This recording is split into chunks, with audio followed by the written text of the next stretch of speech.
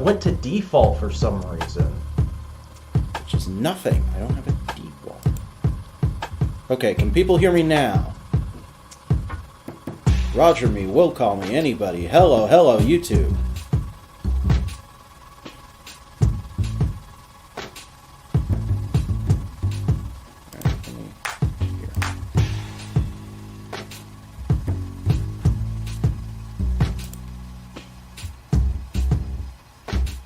Alright.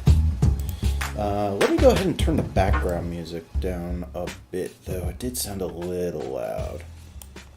Okay.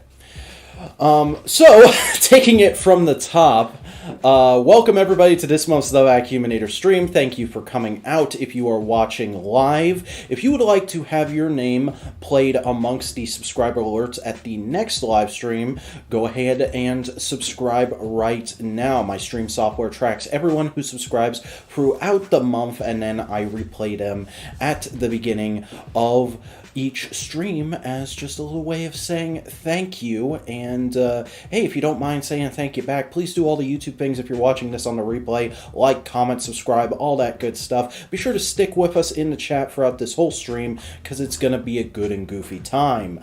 But before we get into it, I do want to give everybody just a quick heads up. You'll want to keep an eye on the channel's community tab around this time tomorrow, because something really important is going to be going up there, and you won't want to miss it. So definitely be on alert with that. But that's all the updates I got to give right now. So let's go ahead and get right into it, because this is going to be quite the long one, I imagine. I did the math, and we have 66 projects to talk about in this tier list ranking stream, and it's one that I can't really do myself. You know, last month we had Buster on because we had to do all the Power Ranger seasons, and this month, who better to have on to cover the entire Marvel Cinematic Universe than the one, the only, the Boingo Rider. Hello, I'm the Boingo Rider, the one true MCU understander. his exact profession right there. Boingo is appearing in PNG form today, because I don't know how to figure out that fancy hook up another streamer's VTuber avatar stuff. So I made a custom PNG just for this stream, like an hour before we got started. So appreciate the minor effort I put in as I go ahead and resize our images a bit for when I bring up the tier list. How you doing today, Boingo? I'm doing good. I have pizza. Sounds like it. What kind of pizza you get? It is just regular old pepperoni from a place called Stoner's. That sounds pretty good. Their logo is a little tomato plant, but the top leaf looks a little bit like a marijuana leaf. Oh boy. By the way, welcome out to everyone in the chat. We got Hell Nightmare, Axel T, and Buster Corp hanging out with us today. It is hopefully not going to be as long as Endgame, but we're going to do our level best to speak out about everything as honestly as we can. And this doesn't just have like the movies or just the movies and the Disney Plus shows. We also have the Netflix shows, some MCU adjacent stuff. So we're gonna try and go as quick as we can, but obviously there's gonna be a lot to be said here. It is anything semi-canonized by the MCU. Yeah. And like, this was actually updated in between us selecting to use this tier list and this stream. I noticed something had been added this morning. It's probably something we're not gonna talk about, but it's just good to know that this is like as up to date as you can get. And yeah, it's not in chronological order, Axel. I could have reorganized them all to be in chronological order, but that would have also required Boingo to do that. And like, it's just kind of more fun to take the chaos route. So I guess that means we're starting off with Ant-Man and the Wasp, the second in the Ant-Man trilogy. I remember liking this movie fine enough when it came out. I've even been defensive on it on a couple occasions because a lot of people, that was in between Infinity War and Endgame, I think it was. So everybody was kind of like, oh, it's a Marvel movie, but it doesn't feel like the biggest thing ever. Like, I even remember some reviews being titled, "You can skip this one." And, like, that's true. But also, to build out a universe, you need these kind of fun, just slice-of-life, fun superhero adventure movies. Yeah. And You need the goofy shit. As we'll go through, and my opinions become evident, you really need the goofy shit. yeah. And I enjoy this for that. And like, there's even a bit of pathos. It's still following up on the theme of the Ant-Man movies of dealing with the sins of Hank Pym's past. The villains in this movie only exist because he was kind of a shitty, greedy scientist corporate man. Ooh, that's gonna make. Remember to say that when we talk about the third Ant-Man movie, because there'll be something interesting there, because it just sparked an idea in my brain. Why are the Sony Spider-Man movies here? Because they are semi-canon adjacent. Yep. Because They're were within canonized by the MCU's multiverse now. Because of Far From Home. Did this movie take place in the same time as Infinity War? What's happening? No, it was like right before. I like to imagine like the bulk of this movie is like the week or two before Infinity War, and then the post-credit scene is the same day as Infinity War. Because Infinity War, that is such a fast-paced movie, it kind of feels like that whole movie is just one day. Yeah, I think it might have been. But the thing about like Ant-Man and the Wasp is it's like one of those comics that Marvel publishes, where it's like not everyone is talking about it, but just enough people are talking about it, it justifies publishing itself. Yeah, it's just kind of plodding along, doing its thing, and it's satisfying the people who it's there for, which is all media really needs to do at the end of the day. And I think if we agree on that, I think it's a B tier. It's like, Yeah. it's solid. Yeah, it's B. We'll go ahead and put it in B. The first Ant-Man, though, this is the first one that I think I really noticed the formula. I had heard people talking about the MCU formula before this movie came out, but this is the first one where I watched it and I'm like, yeah, this feels very much like they stitched it together based on, like, this is how this is how the first movie in a Marvel movie trilogy works. But at the same time, it's still pretty good. The performances are solid, the effects are really good, and there's some fun, creative bits in there. Really, the only weak point here is the villain, and even then, like, I kind of like how generic the villain is in this movie. Yeah, it works because he is just evil businessman McBusinessman.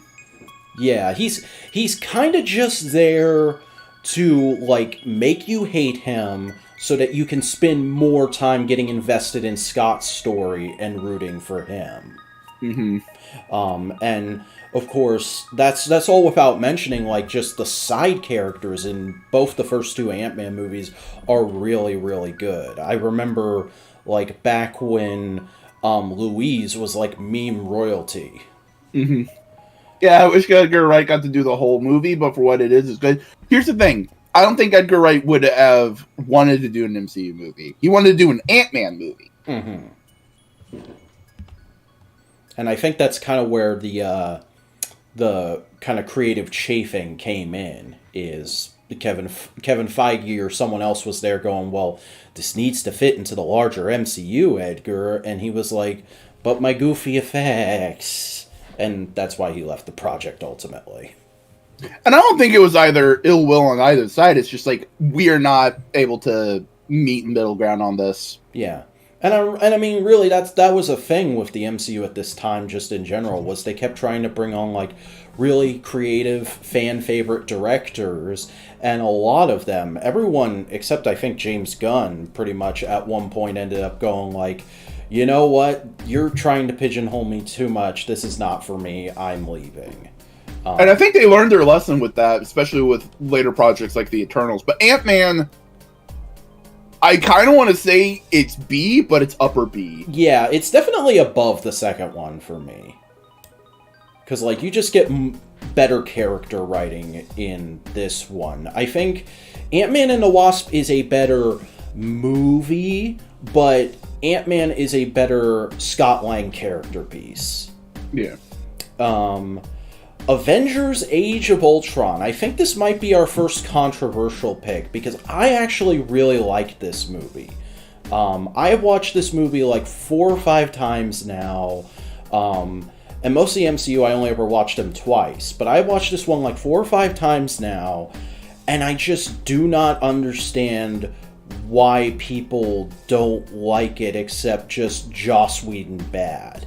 And, like, if you're just pure Joss Whedon bad, fine, but I think this is, like, one of his best things. I think, Joss Whedon bad, but I also think it's just... It is... In that Ant-Man situation, it is just sitting there. Mm-hmm.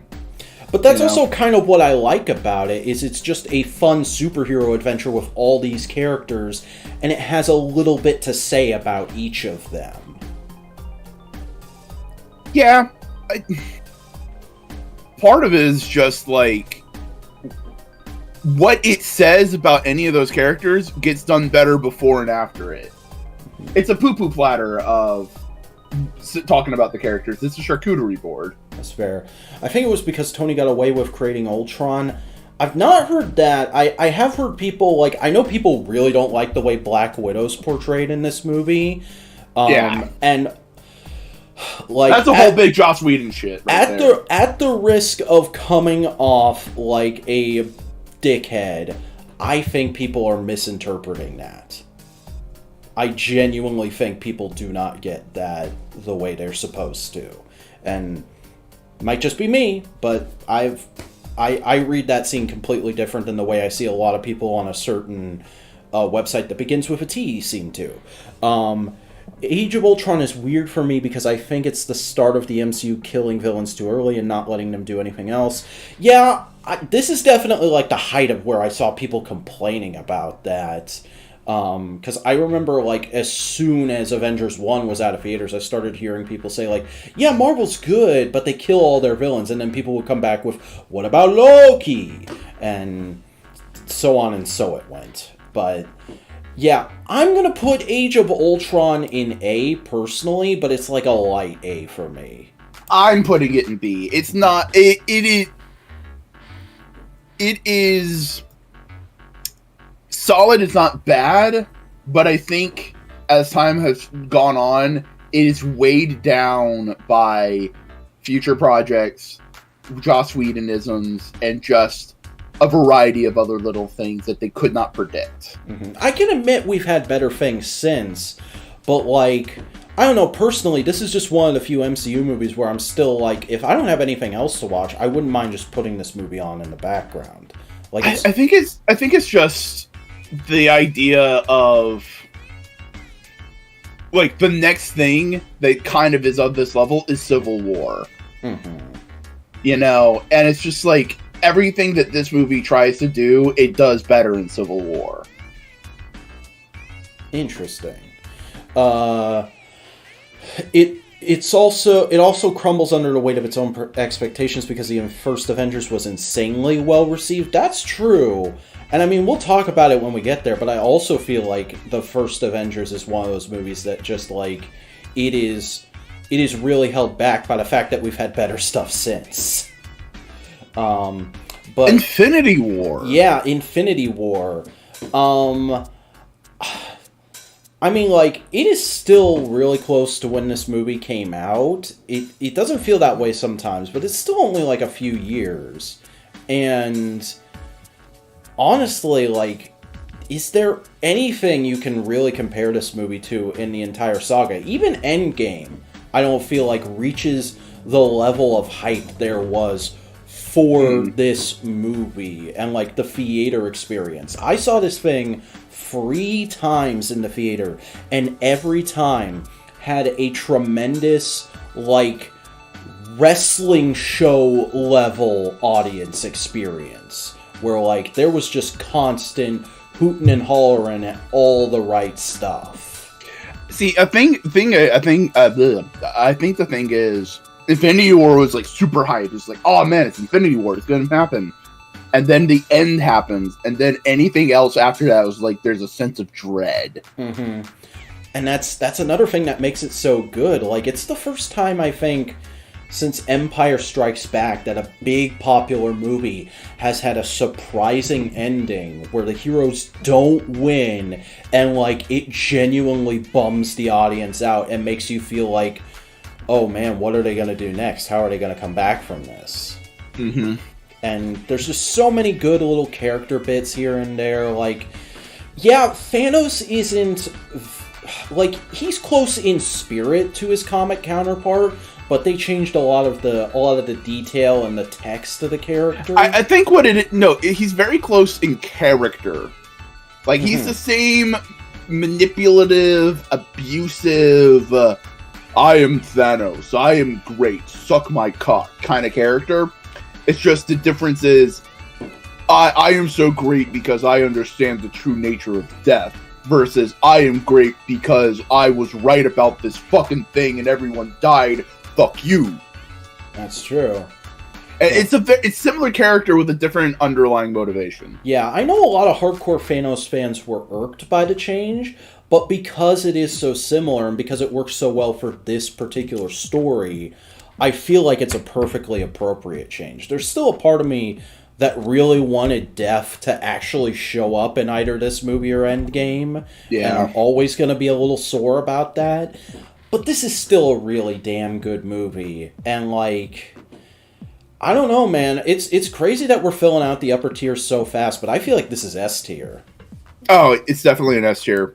Mm-hmm. I think the only thing that could possibly ever hold it back is the fact that it's not a 100% complete movie. You need an Endgame. Yeah.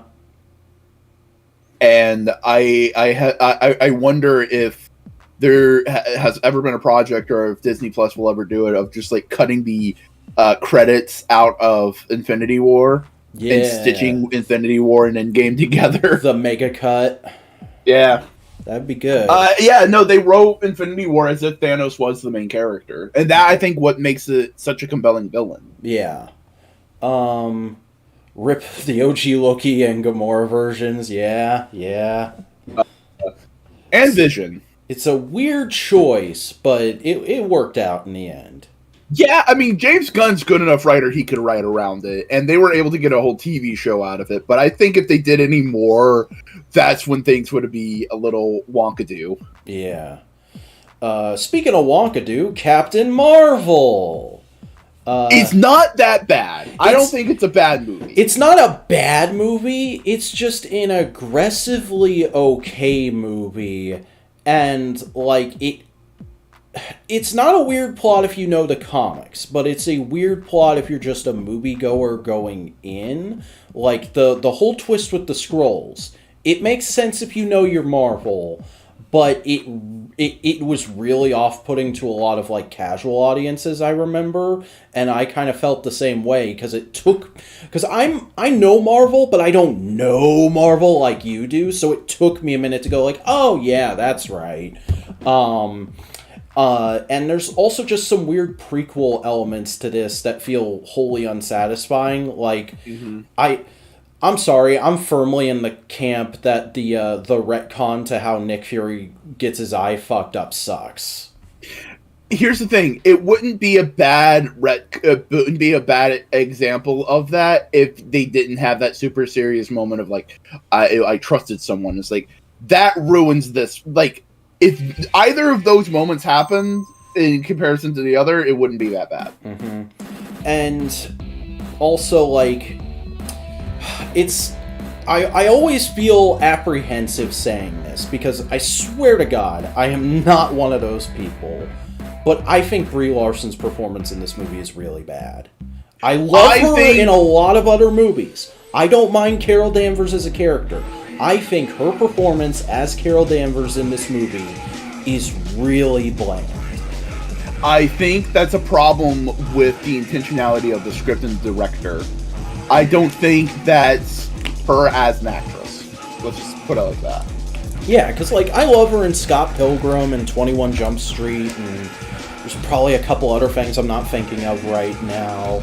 And she seems like a fairly nice person, but it's just like, in this movie, she doesn't come off like comic book Carol Danvers to me. I think it's partially because of what the story is, of just like, oh, she's under brainwashing and all that kind of stuff. Yeah, definitely. Hopefully, in the Marvels, she's a little better. Because, spoilers, neither of us have seen the Marvels yet. Yeah, underdeveloped character, but here's the thing, I think they purposely underdeveloped her so they could develop her more in later movies. Mm-hmm. You know? It is, hey, this is the beginning of the character, you know? Yeah, I think they really wanted everybody to just get excited about a female-led superhero movie so that they could gauge people's opinions and then do stuff with her as time went on and, like, develop her into the new Iron Man. And it just didn't work out because an entire, like, very loud chunk of the internet lost their shit about all of that.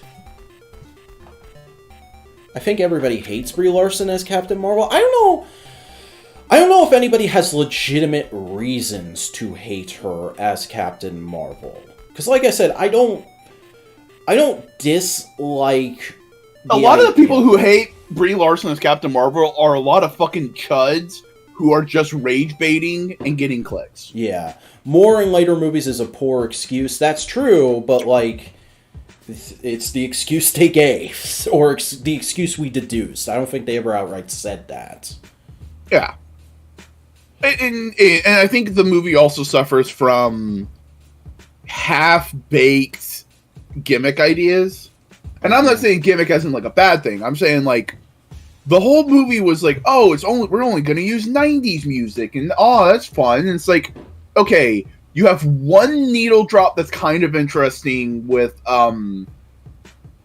Just a Girl at the very end. That's an interesting thing. But a lot of the needle drops and a lot of the choices feel just kind of like they don't feel purposeful. Yeah.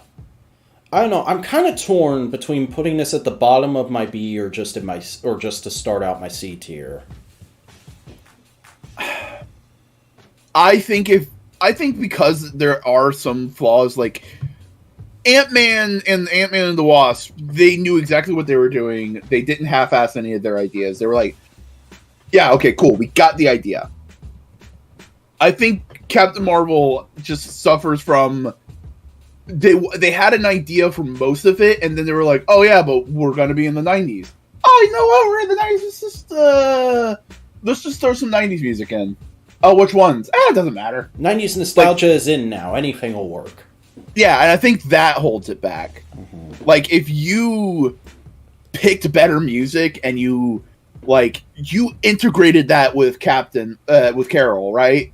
Of, like, someone going like, oh, you can't be wearing headphones in the cockpit. That's bad form. It's like, yeah, but I need the music to focus. And, like, the music all around Earth in the 90s is what brings her back. This might be the first constructive critique of this movie I've ever heard. Yeah, it's almost like Boingo and I are better at our jobs than most YouTube critics. But, like, if she had that connection with music, and then the music of the 90s and of Earth could slowly be showing her reconnection to Earth. Like, you could show that off with the needle drops as well. Like, she first gets to Earth, it is harsh and grating. It's 9 Inch Nails, right? It's that kind of music. But as slowly gets on, it becomes more heartwarming and kind and all this kind of stuff, and you start putting in more of those 90s female artists that everybody loves, Alanis Morissette, all those kind of people, and then you end with Just a Girl. That's the culmination of Carol's character of saying she's not a Kree warrior, she's just a girl, and she's going to try and do her best. Mm. So what do you Kevin think? Feige hired this man. So I'm putting it in C. Yeah, I'm going to put it in C too. Sorry, folks. The Vacuuminator officially confirmed for hating women. It's not in D. Yeah. I wonder if we're ever going to have, like, no, wait. Yeah, we're gonna have some D tiers. Yeah, we're gonna have some D tiers. It'll take a minute, but we'll get there. Anything else you want to say before we move on to the fucking Captain America trilogy here? Fuck off, Chuds. Yeah. You're the ones ruining the MCU. Mm-hmm. Now, since these are only slightly out of order, should we just go ahead and do them in order? Yeah, let's do it. Captain America, the First Avenger. This movie fucking rules. This is legitimately one of my favorite movies. Like, if you were to ask me top 10, it would of course depend on the day, but this would be somewhere in there. I love this movie so much. Yeah, I think it perfectly nails I think the Captain America trilogy perfectly nails the three distinct ideas of Captain America. Mm-hmm. The adventure serial, the super spy, and then the superhero. Yeah, and I love old adventure serials. I love learning World War II history. I think the pure ideal of Captain America is just such a fun and inspiring character. And so for me, this is S tier. This is one I'll put on any day of the week. I'm actually going to put it above Infinity War. Here's the thing. I don't think it's S tier. I think it's A tier.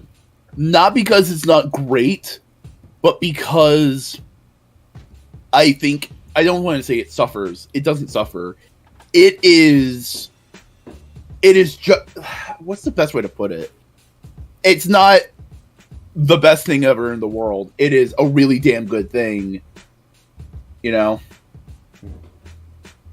I think it's I think even outside of the MCU, it's just a good ass Cap flick. Yeah, definitely. But it gets that old school adventure feel. You get references to Howling Commandos. Mm-hmm. Also, fucking Tommy Lee Jones is so good in this movie. Oh yeah, like this is like the last really good Tommy Lee Jones performance. Not that he fell off; he just stopped being in stuff a little while after this. Yeah. This was when people Marvel could easily convince big actors to do a role for a movie because they weren't going to use them for everything. Mm-hmm. And then they were like, "Wait a second, we're building a lot more continuity. Maybe we should get them in tighter contracts." And it's just now you wouldn't get Hugo Weaving and people like that because it's just oh, I get to play a Nazi supervillain for a movie. Cool, that's fun. That's whatever. Yeah. Winter Soldier. I really like this one. I feel like it's got some really good, insightful political commentary for the time. The twist is amazing. Again, there's some really good character work. The effects are pretty solid. But I don't like it as much as First Avenger. For me, this would be about mid A tier, I'd say. See, I'm the opposite. I would put this in S tier because of Falcon just being a really cool, interesting character. Yeah, Falcon's a great character.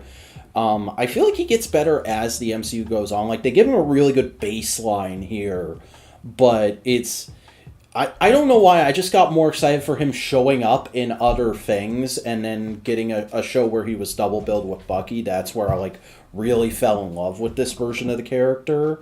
Yeah, this is Sam's debut.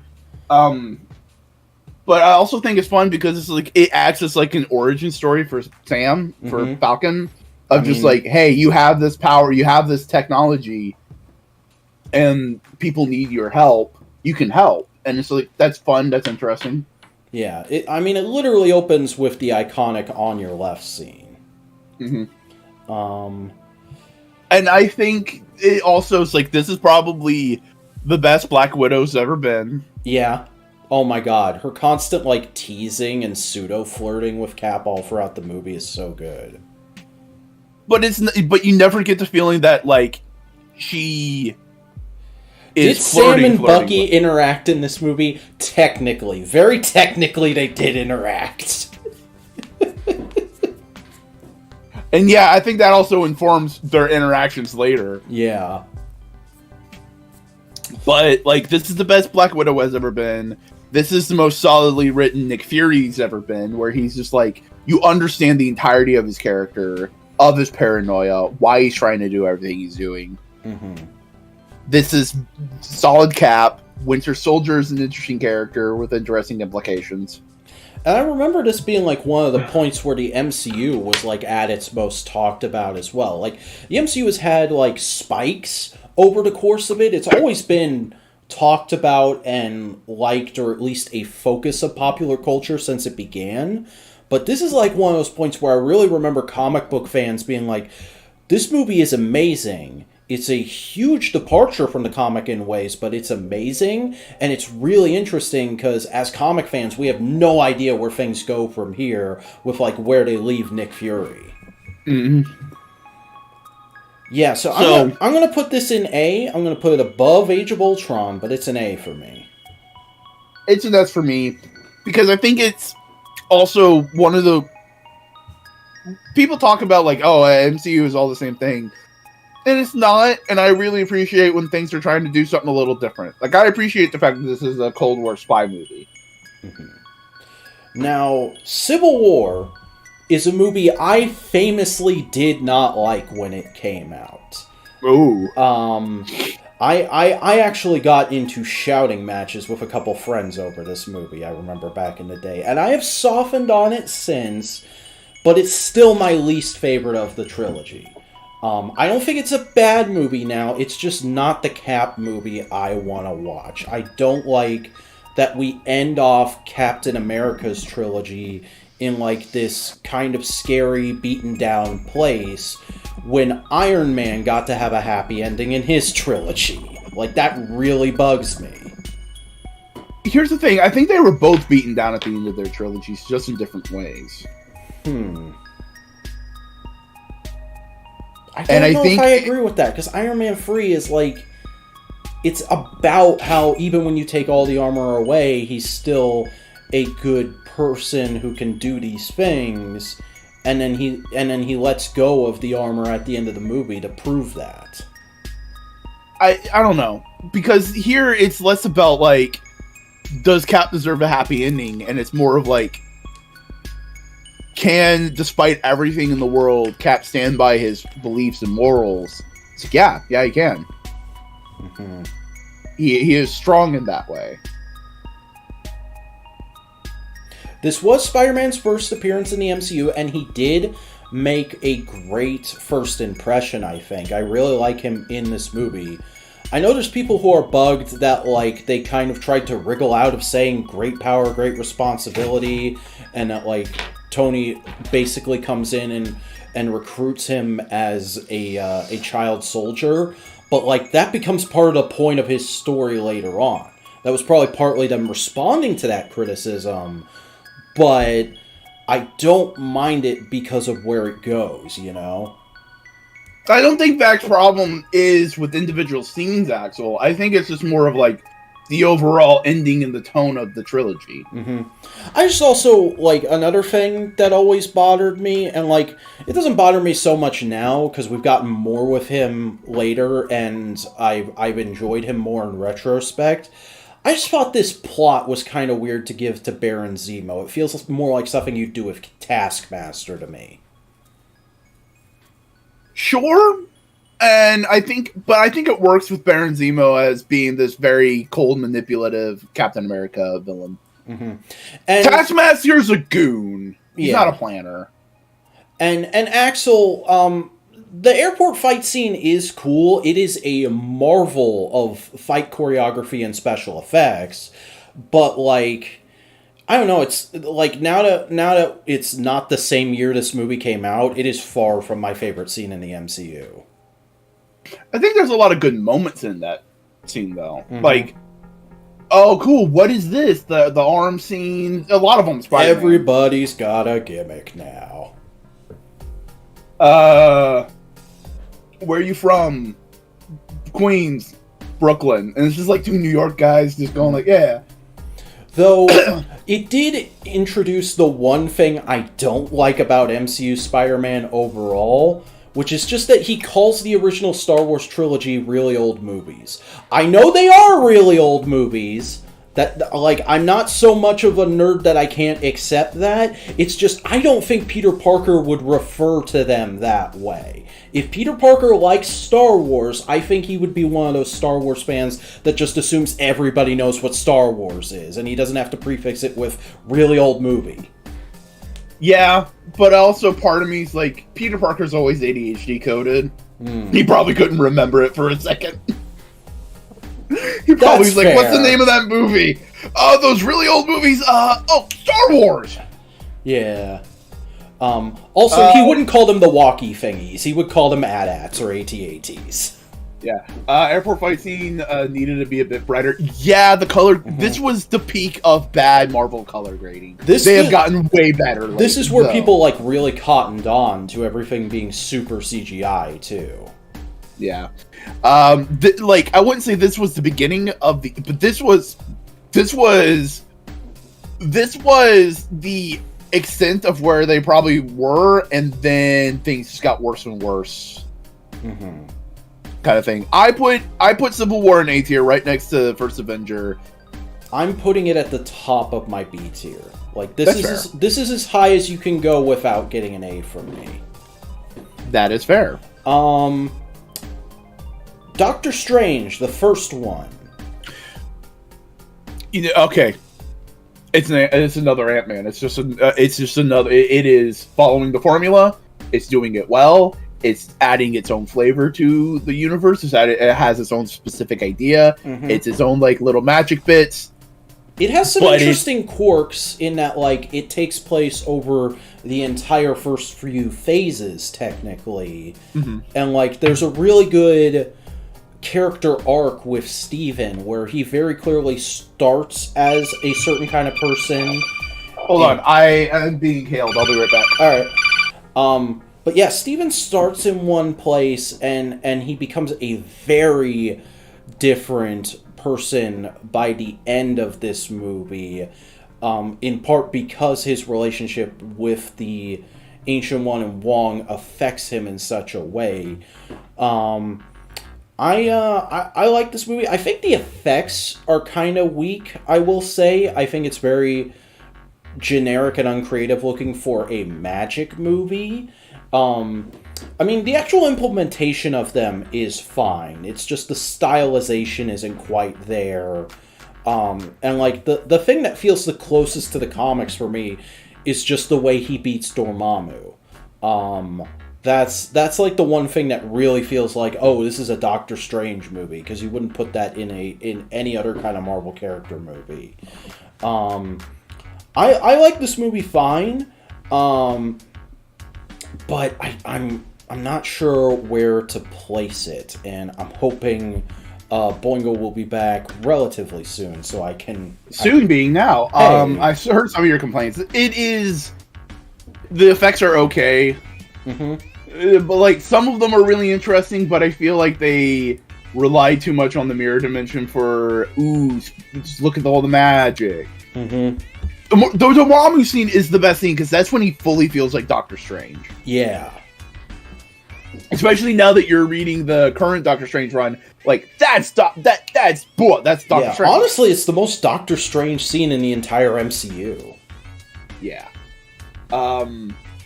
And there's a lot of interesting bits. The villain is I wouldn't say one of the more interesting, but he is an interesting villain. His motivations are there, and it's like, oh, you are a weird cult man. Okay. Also, they do a really good job of setting Baron Mordo up, and they still haven't done anything with that yet. Yeah. And we don't even know if the actor still wants to do that. I'm putting it in B. I'm gonna put it in B. It's gonna go, but just over Ant-Man for me, because I do think I enjoyed Ant-Man a little bit more, and I think if Doctor Strange did some more ooky spooky magic shit, I would probably enjoy it more. Yeah, you know what? You're right. I'm gonna put it between the two Ant-Man movies. Okay, so the next movie, I don't think we even need to baffle about where it goes. It's Endgame. It goes in S tier. Yeah. I'm putting it below Infinity War, because I don't know, I just have less of a good time with this movie, but it is a really, really good movie. It closes up just about everything it needs to. It hits all the right points. I know there's some people who are really upset still about how they killed off Natasha, but to me it's just like those people are never going to be satisfied.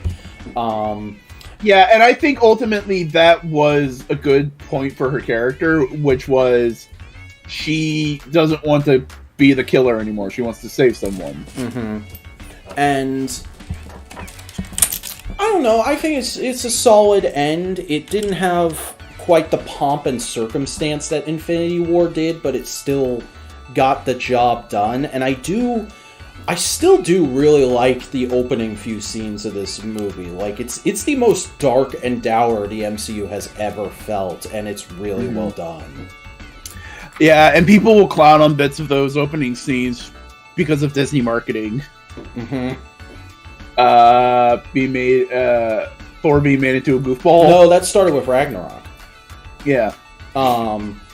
And I guess we can say, like, Fat Four. I was one of the people who was, like, kind of adverse to it when I first saw the movie. Now that I've had a couple more times with the movie since, I get the character arc. I think it's a really strong character arc. I still just, like, I don't know, visually, it kind of bugs me, because it doesn't feel like the way an overweight person actually dresses. It feels like somebody cosplaying as an overweight person. I mean, that is Thor, though. This is him not giving a shit. What about Smart Hulk? Smart Hulk's fine. It was weird the first time I saw that first scene, but I got used to it. And, like, it's a comic thing, so whatever. Yeah, it's Professor Hulk. Yeah. And again, like, because I always feel like I have to say this whenever I say I don't love Fat Four. I do love Fat Four in the final scene when he looks like he's a fucking superhero version of the Viking Raiders. Yeah. There's a lot of interesting things. I think it's fun seeing all these people come back together after what is a time skip. Mm-hmm. Try and save the day. And I think it was smart to finally just go like, yeah, Marvel's in the future. Yeah. Tony's death is really well done. It's actually pretty sad. Love that they brought the kid from Iron Man 3 back for that one shot. Yeah. And as the resident Captain America fan, I get the methodology behind his ending. I think it's really misguided, though, and kind of awkwardly implemented. I think it's sweet that they wanted to give him his happy ending, though. Mm-hmm. And like, sure, he could be in the regular world. Like, let him go back in the past. Yeah. Let him have his moment. And I mean, no matter what...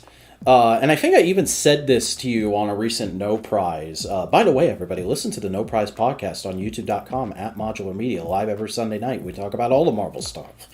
Yeah. But I said this to you on a recent No Prize. No matter what, it is still always going to bug me that they through like the whole first two phases of the MCU, they were saying in all the marketing, like, oh, if an actor wants to leave, we're just going to James Bond it, because this is supposed to be a comic book. It can go on forever. And then they actually killed off Tony and sent Cap back into the past and said, we're never using Steve Rogers again. And, like, I'm like, but you did the James Bond thing with, like, Rhodey. Why can't you do it with the big characters, too? I think it's just, like, it's one part just like, oh, we want to have oh man, this is an end for the character, and we can make this really cool, big, impactful thing. Mm-hmm. You know, and they want to leave? Oh, it's not, hey, killing two birds with one stone. Yeah. It's also just the strongest indicator that, yes, eventually the MCU will reboot. Yeah, and I don't think it's... Here's the thing. I don't think it's going to reboot like a fucking Crisis. I think it's going to reboot like how Secret Wars did it. Where it's like, it's the same universe. Everything still kind of happens, but we're fixing all the things and kind of cleaning the slate. And all these characters are back now, but they look different. Yeah. But they all still have the history. They'll reference all the things. Mm-hmm. Now, let's talk about the first Guardians of the Galaxy, which is an okay, absolute hood classic. Absolute hood classic, but I do think, here's the thing. It is a really good, solid, fun movie. And I think every Guardians movie after it amplifies that to, like, an amazing degree. Like, I'm putting Guardians 1 in B tier. Not because it's a bad movie, but because I'm going like... It's been outdone since twice. 3 times if you count the holiday special. Yeah.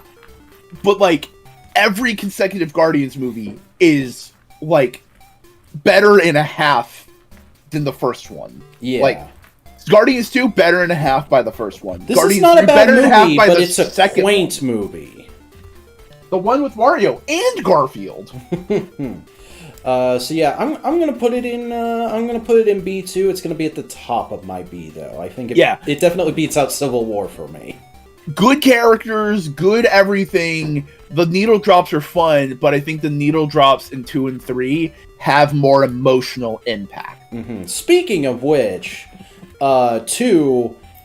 I haven't watched 3 since the 2 times I saw it in theaters. But I think 2 is my favorite Guardians project. I absolutely love this movie from start to finish. That is fair. I think 2, if we're going by my logic, 2's a tier above the first one. It's an A.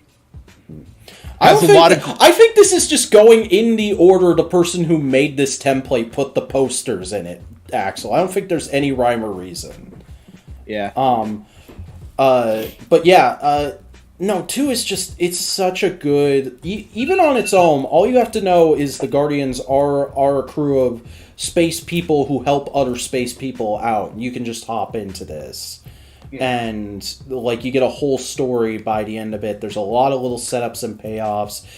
Pretty much everybody has an arc of some kind. And, like you said, all the needle drops in this are really...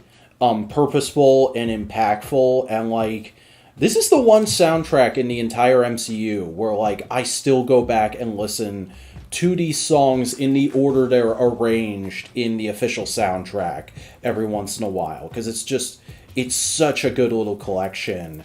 And yeah, I don't know, much like Age of Ultron, this is one I could throw on any day of the week and have a good time. Even if I'm only going to watch a little bit of it. So I'm going to put this in S tier. I don't know. Is it better than First Avenger for me? Ooh, there you go. That's the question. Yeah, you know what? I'm going to say it is, because there's also some moments that are emotionally impactful for me still. And nothing we've talked about yet has an emotionally impactful moment for me. There's lots of moments I like, and I go, oh, that's really cool. But there's nothing that, like, gets me close to misty-eyed like there is in this movie. Okay. The second MCU Spider-Man movie. Far From Home. This is definitely the weakest of the Home trilogy. Don't love this movie. But it has one of the strongest villains, though. Yeah, it's got a great villain. I know, like, this fucking meme culture has boiled him down to, Tony Stark was mean to me once, so I'm going to kill this random kid he had an association with. But, like, he's so charming and friendly in the beginning of the movie, and, like, as soon as the switch flips, like, it is a really good gut punch, and he's so wonderfully maniacal for the rest of the film, and like genuinely has a scene where you're kind of worried for Peter. Oh, and like I think this movie probably single-handedly legitimized Mysterio for like the next 20-30 years. Oh, Mysterio was a joke character for like almost his entire existence until this movie, and now he's a okay. Wasn't Tony Peter Sorv's son? That's like headcanon and the way people have like interpreted it. In the actual text of these movies, Peter is a kid who he essentially gave a grant to and saw a couple times. Yeah, who was like, you know what? I like this kid and I want him to succeed. Mm-hmm. Now, all that praise being heaped on Mysterio in certain moments in this movie, I think the humor in this movie sucks. All the humor in this movie falls flat and is really awkward, in my opinion. And I really don't like the whole subplot about, is MJ interested in Peter, or is she gonna get with this other guy who was a little baby at the time of the last movie? Like, that's really lame misdirection. It should have just been like, when is Peter gonna get up the guts to actually ask MJ out? Yeah, but I think because they're dealing with high school Peter, that kind of like anxiety of relationships is fair. Mm-hmm. Kind of like the spot until Across the Spider-Verse came out. Yeah, pretty much. When are we getting what's his name? Not Sideways. Big Wheel. Give me the Big Wheel movie. Give us Big Wheel movie, but also give us Slipstream. Slipstream. Hypno Hustler needs a movie. I think Donald Glover was starring in that, wasn't he? Yeah.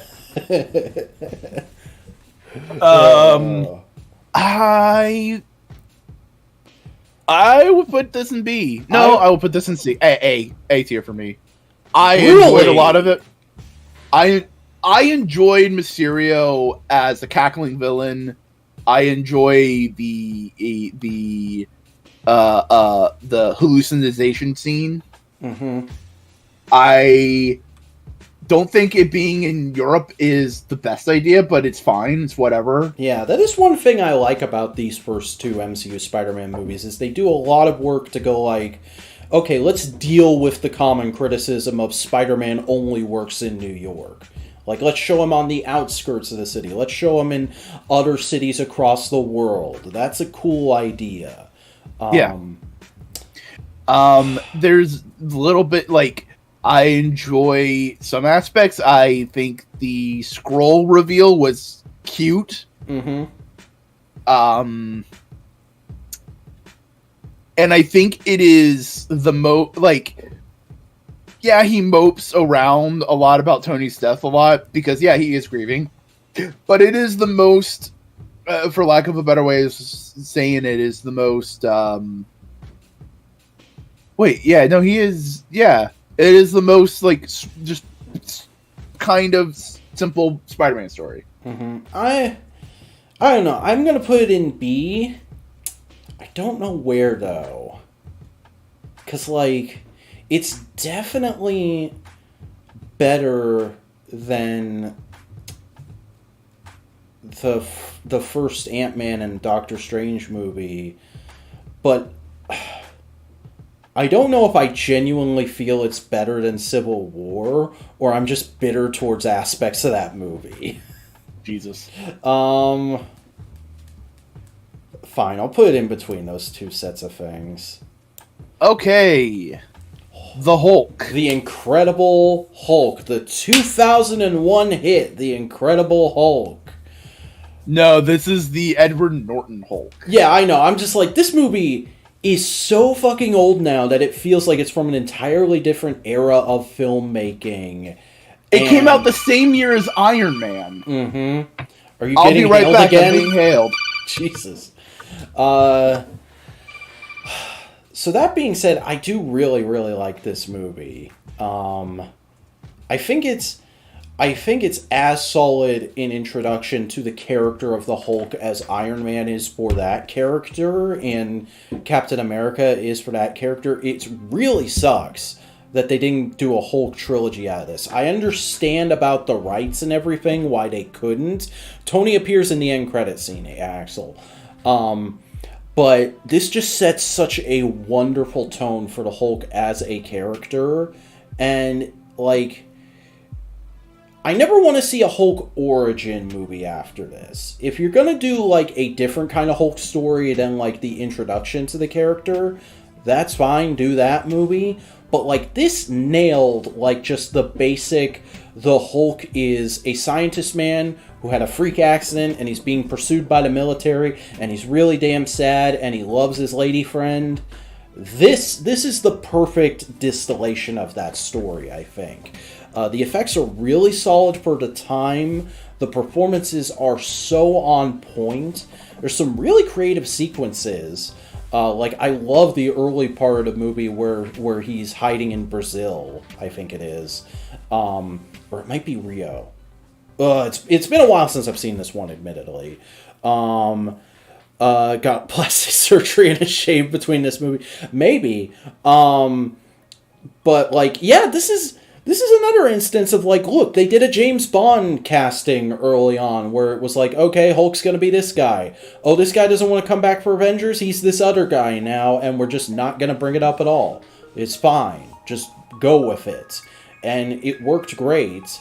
But in this movie, Edward Norton is really good. I don't know if I would have wanted to see Edward Norton continue into the rest of the MCU over, oh gosh, I can't think of the other actor's name now. That's embarrassing. But I really like him in this movie. I feel like he's great as this version of the Hulk. His roars kind of hurt my ears. Good, he's a big monster, man. He should be big and loud and scary. But yeah, this is definitely A tier for me. I'm gonna put this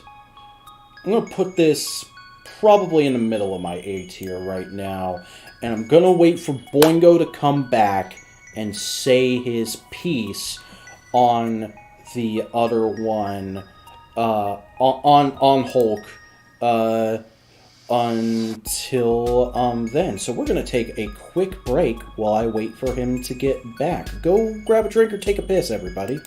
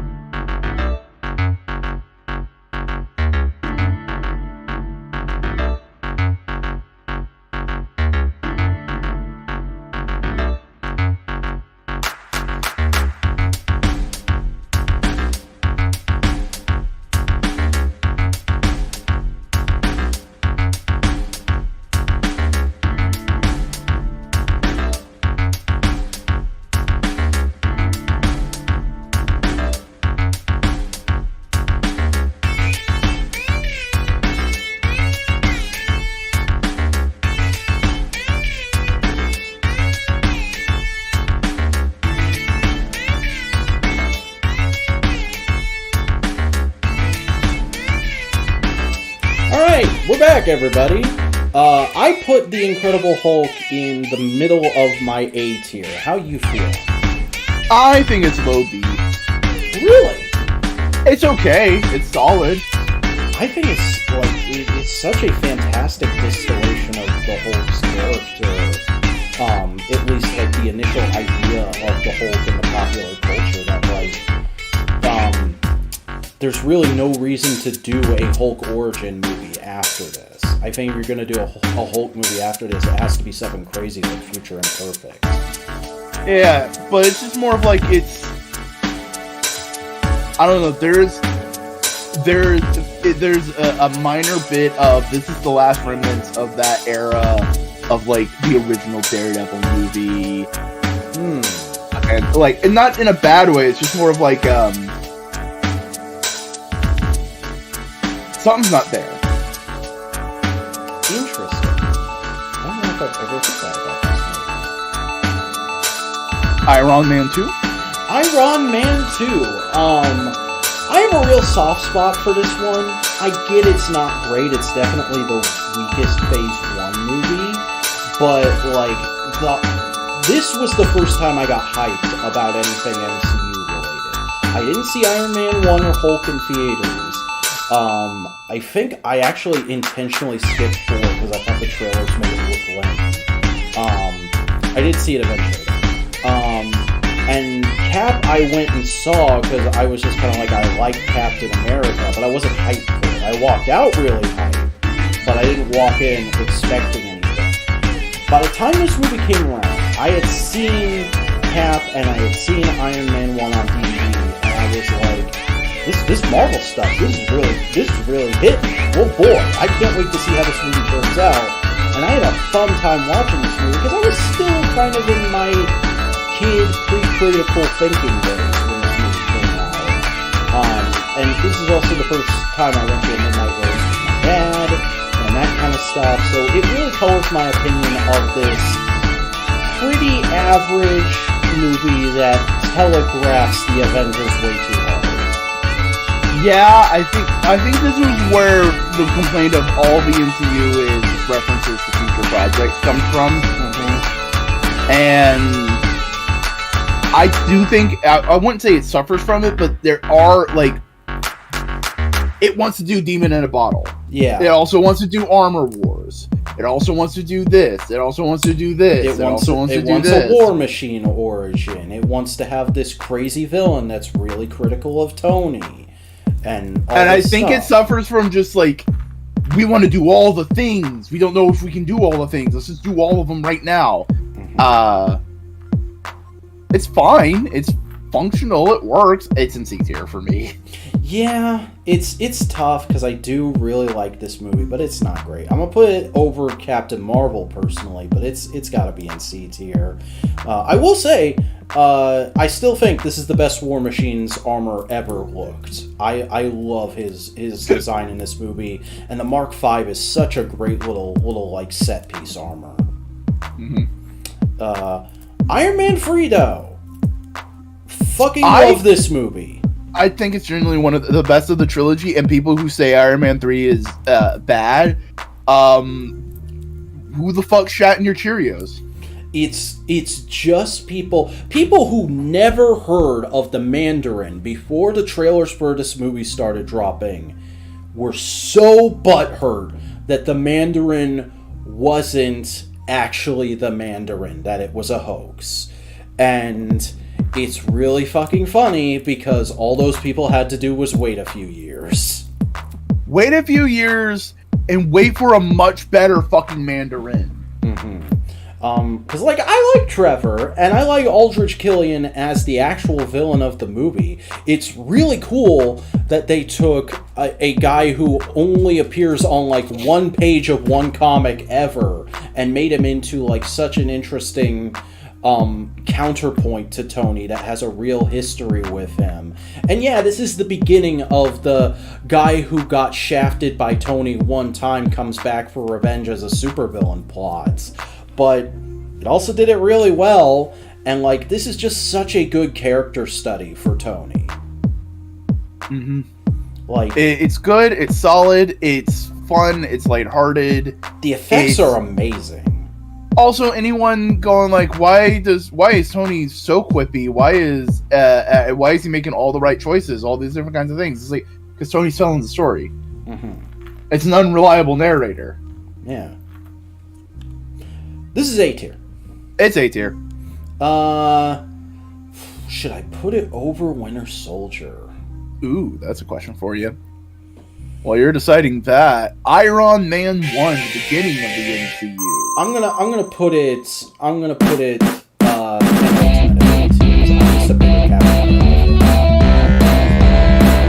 That being said, Iron Man 1, it is an extremely quaint movie. It's extremely outdone.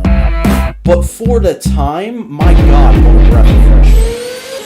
Especially considering, like, all other things. A lot of comic book adaptations.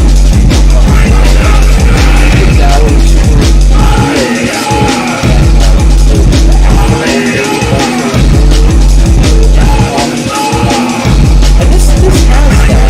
The elements of, like, a chest-plate something like No, the first one was all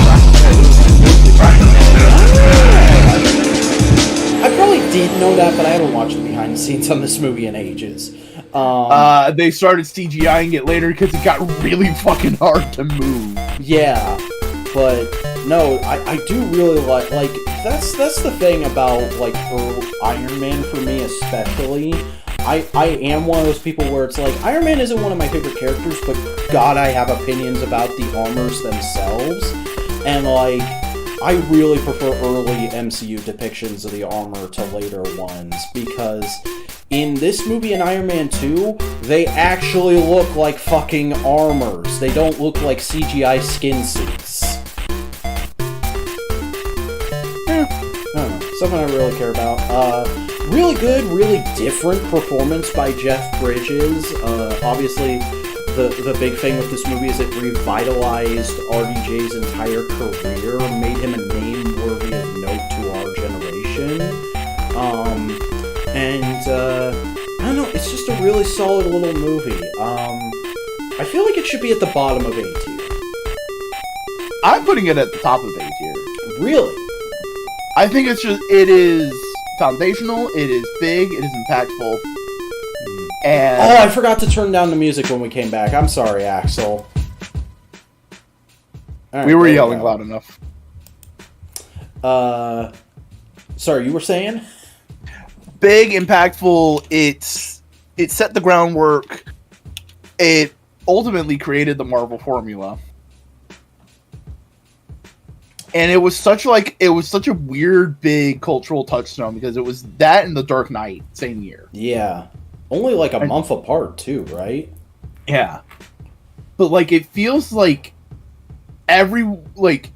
sure, Dark Knight is one of the best comic book movies of all time. More people talk about Iron Man than they do The Dark Knight now. Yeah, because, like, The Dark Knight got talked to death right when it came out, to the point where it's not even, for me at least, it's not fun to go back and rewatch that movie. By halfway through, I feel like I'm kind of wanting to do anything else, just because I know everything there is to know about what that movie is doing and saying and how it did it.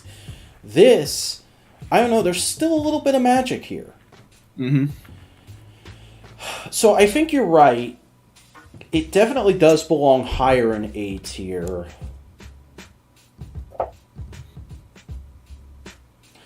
On historical importance alone, I will put it at the top of A tier.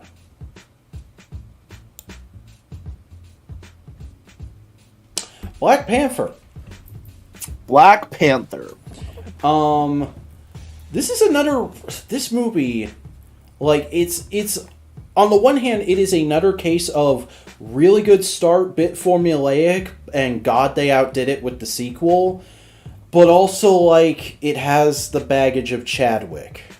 Has the baggage of Chadwick, but it also has the entire black population of America simultaneously going like, fuck yeah. And like, to me, seeing all that people have all those kinds of people have all that much joy about a movie is just like, okay, that movie's fucking good. It can't not be.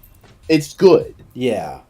And there is really good stuff going on here, just taking it as its own movie. I really like all the performances. There's a very solid message and story right at the center of this. It maybe gets a little lost in the sauce at times, but not as bad as other MCU first movies. And like, I think it is as important a cultural moment as Iron Man, honestly. I'm going to put it just below Iron Man in A tier. I'm putting it kind of at the end of A tier. Really? It's really good, but like if I wanted to go back and watch a movie, it'd probably be something above it. But like it is a damn good movie, and it brought a lot of people a lot of joy. Yeah. Spider-Man: Homecoming. The first of the home trilogy. Probably weakest overall in its own internal structure, with a lot of great scenes that if it was connected better, it would be a better movie. Mm-hmm. It's another instance of a really good MCU plot twist, too. Oh, yeah. Also great interpretation of the villain. Yeah. You know? Like, it's real world-ifying a goofy comic book character in a way that makes total sense and doesn't feel like the film is afraid of the character. I really like a lot of the groundwork that's done here. Obviously, the Iron Man stuff is a bit weird, mainly because there was a lot of advertising that just shoved all of the Iron Man in there, even to the point of making shots of Iron Man and Spider-Man flying/swinging together just for the trailer. It felt like they were almost worried people wouldn't know this was in the MCU, or they wouldn't go see it because it didn't have an MCU connection, and they needed to, like, beat you over the head with that. And I don't love that. I do love the actual text of their relationship within the movie, where it's like, Tony's not trying to baby this kid, he's not trying to be his dad. He just said, like, okay, you've got a good idea, all you need is the tech to actually implement it, so here you go run with it. Why are you bothering me? Why are you looking for approval? That's not what this was supposed to be. I never needed approval. I think it is a really solid Spider-Man movie, and I definitely remember being very skeptical of it at the time it came out, because, like, spoilers, I really like the Andrew Garfield movies, and while I did like him in Civil War at the time, I wasn't sure about watching a new set of Spider-Man movies that weren't Andrew Garfield when those got cut off prematurely. Yep. But I went and saw this about a week after it came out, and it did really win me over, because it's very solidly done, it's very charismatic. I feel like it belongs at the bottom of A tier. I kind of agree, but it's at the top of B. Okay. Right on. Thor, the first Thor movie. Bottom of C. Yeah, it's a fucking lame duck. I do not like this movie at all. There are scenes that are neat. There are moments that are cool. That's about it. The bulk of this movie is just actors dicking around in a small town, and it's not fun to watch. But the yokels trying to get the hammer, that's fun.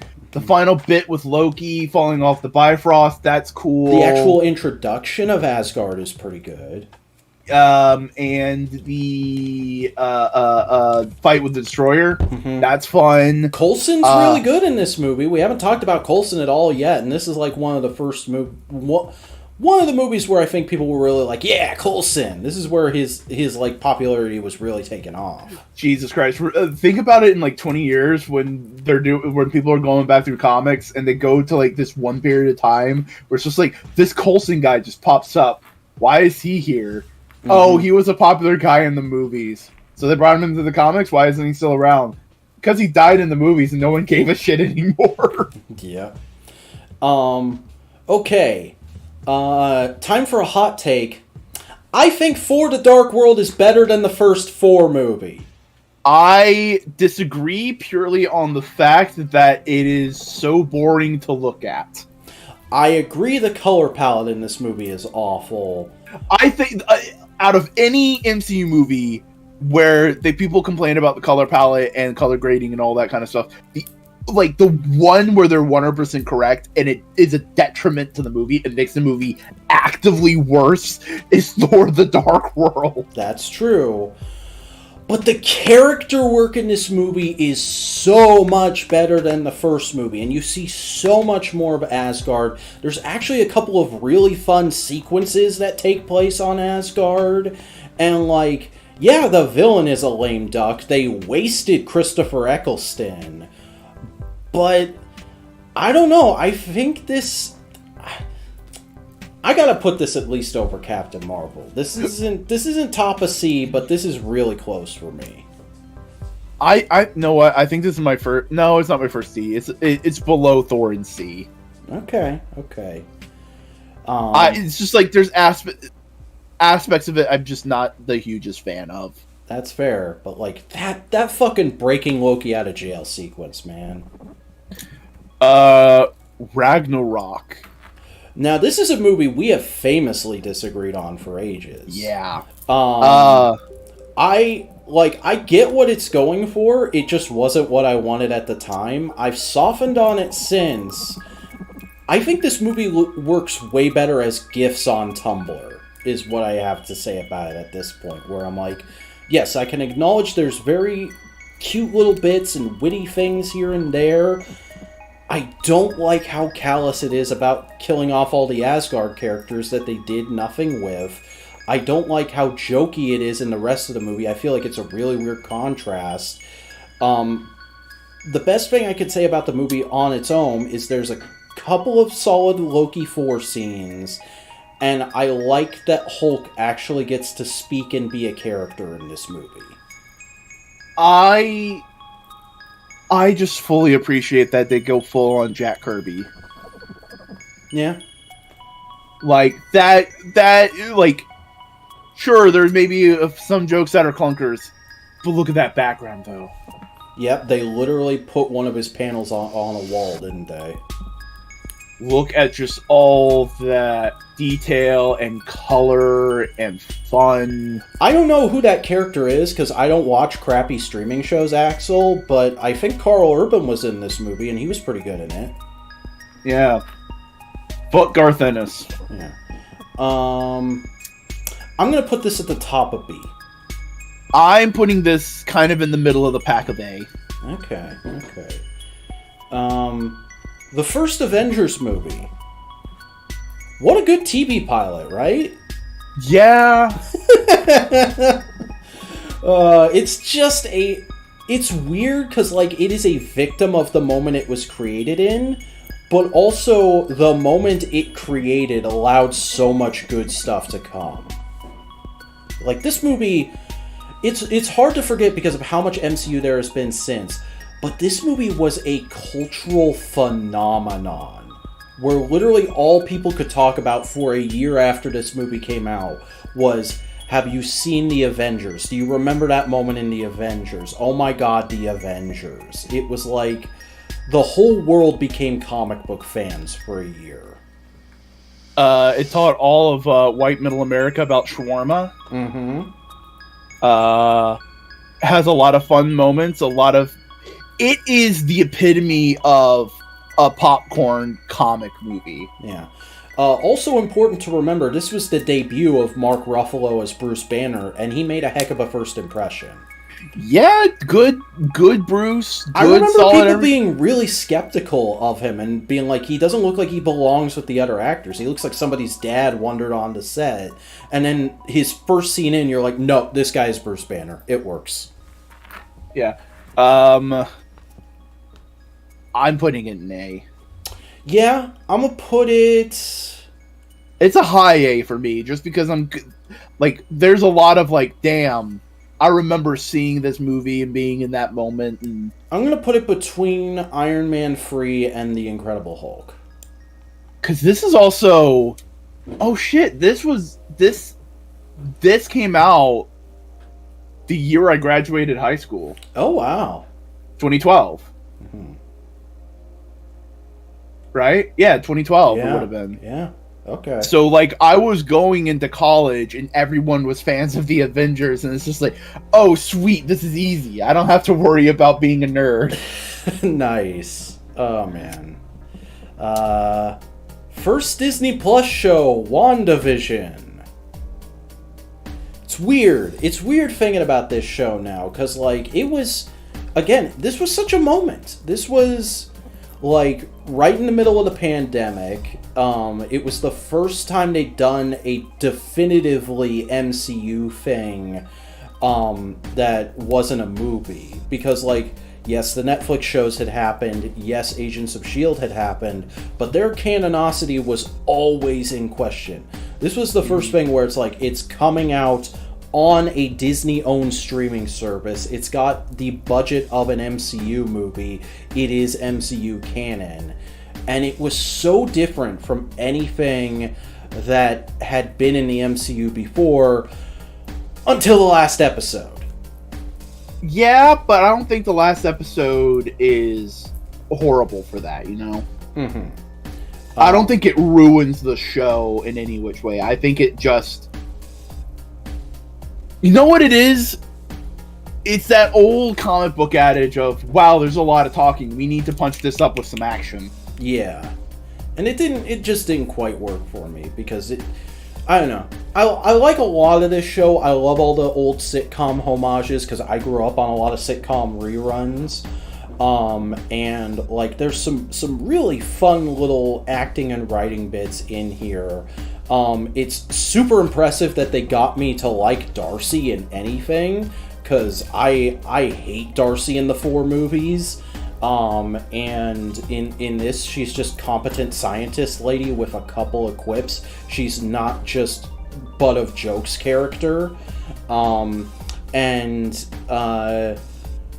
I don't know. Like this is pretty good. It's far from my favorite Disney Plus show. No, I think it goes in upper B for me. Yeah, I think a lot of that is put the it at visuals. the top of my B's so far, actually. I think a lot of that is just because of the visuals that they were able to do. Mm-hmm.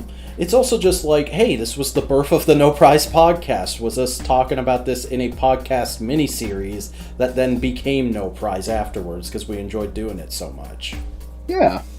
The Falcon and the Winter Soldier. I love this. I legitimately love this. This feels like they took the writing and storytelling of Captain America the Winter Soldier and applied it to a TV show and actually fleshed out both of Steve's sidekicks into fully fledged characters of their own in the context of the MCU. Yeah, and here's the thing. I agree with all that. I think it's really good, and I think people who complain about how they treat the villain is dog shit dumb. Mm-hmm.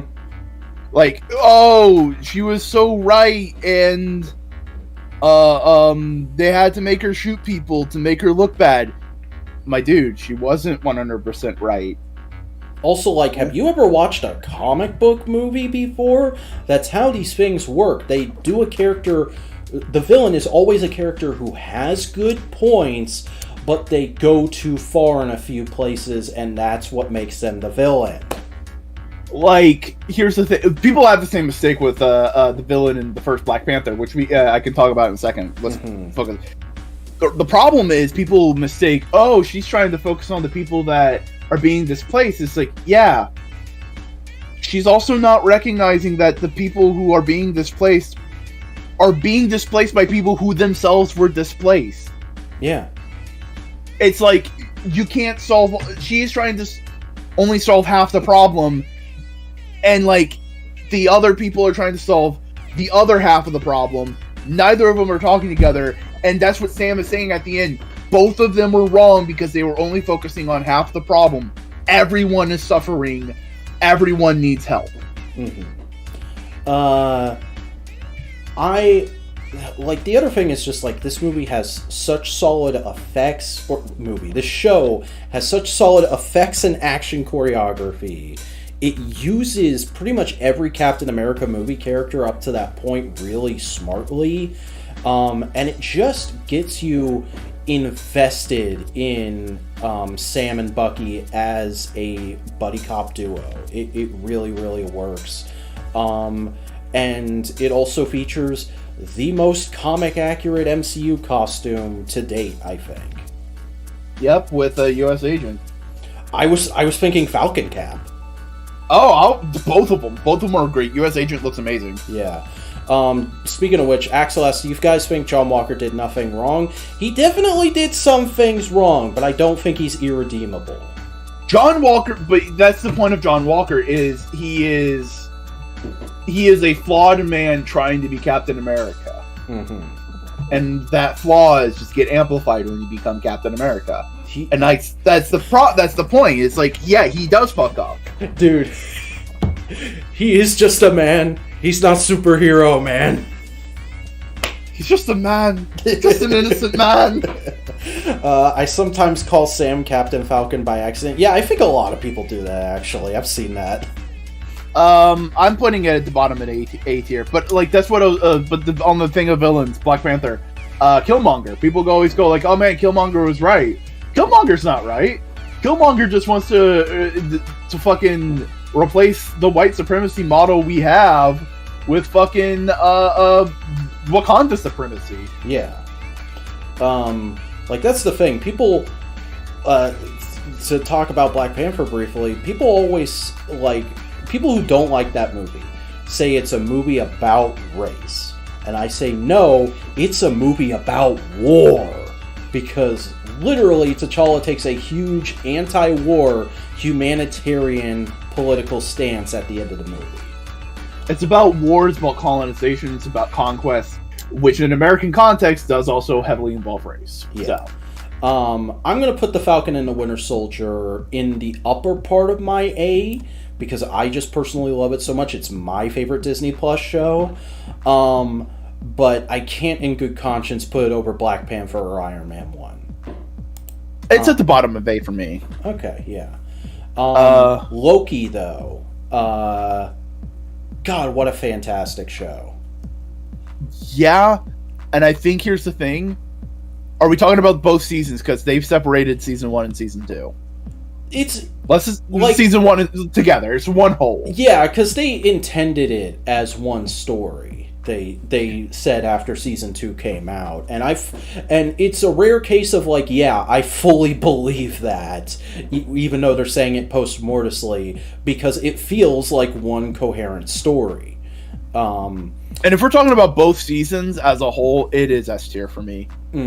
Yeah, it is really dang good. Like it's none of these characters are like my favorite characters in the MCU, but it's a really solid story for all of them, and it does some really interesting world building, and there's never an episode that's like boring or feels like it's dragging. It nails its visual aesthetic. It keeps it so consistent, it's like ridiculous, and it takes what is essentially a joke from the comics. That's the thing people don't understand. The TVA was never a serious thing. It is a joke. It is a gag. It's a comedy in the comic books. I'm gonna put it between Infinity War and Endgame on my S tier, because it is a really damn good show. It's, like I said, it's not my favorite Disney Plus show, but it is undeniably good. But it's an S for me too. Welcome to the chat, Page Knight. Bit random, but loving the Daredevil beanie, Vac. Yeah, this is the same beanie I wear in my videos all the time. I just turn around so you can't see the Daredevil logo in my videos, because I don't want to get sued by Marvel for wearing Daredevil clothes in a non-Daredevil thing. Shang-Chi. I'm just gonna say it. This is Black Panther for Asian people. Jesus Christ, you didn't have to. Okay, yeah, sure. And I say that But I say that earnestly because this is a really damn good movie. It is a good damn movie. I don't know. I really like all the performances. It taught me stuff and confirmed positive thoughts I'd had about a culture I don't belong to for ages, and it told a really interesting, really unique story while still sticking within the MCU formula for a first movie, and it did some really cool world building that we've been needing for a long time. Yeah, and you know what? We could say one thing. It single-handedly completely changed the comic book fans in a good way, because we started pronouncing the name correctly. It's Shang-Chi. Shang-Chi. Because before, forever, it was Shang-Chi. Now everyone's like, oh, wait a second. This movie's so good, it's fundamentally changed the way we talk about the character. Yeah. And not just, like, comic book fans, but people in general. And also fixed the thing about Western culture, because I hear way less people saying Shanghai and saying Shanghai, which is how the Chinese pronounce it. But, like, here's the thing. Is also, but there's also, like, several interviews. The actor, I can't remember his name, Simu Liu? Yes. Was basically saying, like, hey, the fact that you get, like, you don't need to be exact correct Chinese pronunciation. We understand you can't do that with English. So here's the version we want you to say it like that. And it's like, that's 100% totally fair. Also, Wenwu, aka actually the Mandarin, fucking fantastic villain. Oh, fucking great. Yeah, I'm putting this in A tier, right along with Black Panther. Black Panther. It is just that good. Time for another roughie. Time for another rough guy. Black Widow. I don't think this movie is bad. No, it's rough. It's rough. It is painfully okay. Because after literal a decade of people asking for a Black Widow movie, they finally give it to us after they had killed her off in Avengers movie, and they said it just before that, and they also make it like a weird message movie about Me Too, and they shove in all these new characters, and it's like also the first time people really caught on to Marvel effects crunch. Yep, this was the first big Marvel's effect crunch. We have been seeing it slowly, but I think there was enough time in between things to polish things up that it wasn't super bad. But this was the beginning of, we got to push Marvel, we got to push Disney Plus. This was the beginning of that, and I think... Yeah, didn't this release directly to Disney Plus? Yes. And also they fucked up Taskmaster. Yeah. And I love the Taskmaster costume. I got no problem with the costume in the movie. And I don't know Taskmaster from the comics all that well. Like, I know about him. I haven't read any Taskmaster-specific stories. So, like, it doesn't annoy me too much that they messed up his character, but I get everyone else being annoyed by it, especially because the way they messed up his character is directly tied into the Me Too messaging here, which... should clarify, I got no problem if you want to do a movie about Me Too, but when you hijack the entire mythology of a character to bend it around for that and make it so blatantly obvious that's what you're doing, it sucks. Yeah, because here's the thing, Taskmaster in the comics is the ultimate goon. He is a guy that goes, hey, I'm getting paid, fuck you. That's his character. And he's a chatty goofball, too. In this, like, you can make Taskmaster a woman and still do that, but to make her a silent killer who is the daughter of the actual villain who had, like, a bunch of fucked up surgeries done to her, and then the actual villain is just a stand-in for the fucking Weinsteins? Come on, that's just lazy writing. Here's the thing. What was this? Fuck, I had a thought. Okay, now I remember. This is X-Men Origins Wolverine Deadpool. it's that big of a betrayal of the character. Yeah. That being said, though, I do really like Red Guardian and Yelena Belova. I can't wait to see them again in Thunderbolts. Yeah. And the mom's not bad, too, but we don't need more of her. It's in C. Yeah, it's at the bottom of C for me. What If? I kind of don't even want to rank What If, because it's just like a fun anthology. It's a goofy, fun anthology. It's nothing like legit or deep or serious. It's just like, hey, it's What If. Yeah, I have a problem with this show in that, like, so many of them break from the What If comic format, and I don't like that it ends in a big team up, because we're Marvel and we're known for big team up final stories, so we have to do that. Yeah. But the first couple episodes are okay. The animation's not bad, and I can't say it's not worth checking out, but like, I can't put it any higher than low B for me personally. I put it at top of C because it's like it's a nothing thing. It's just there to be fun. Yeah, you know what? You're right. I'm putting it at the top of C too. Hawkeye. I really enjoyed Hawkeye. I was a big fan of the comics. I love Kate Bishop as a character. I think Clint Barton's a pretty solid Marvel version of Oliver Queen.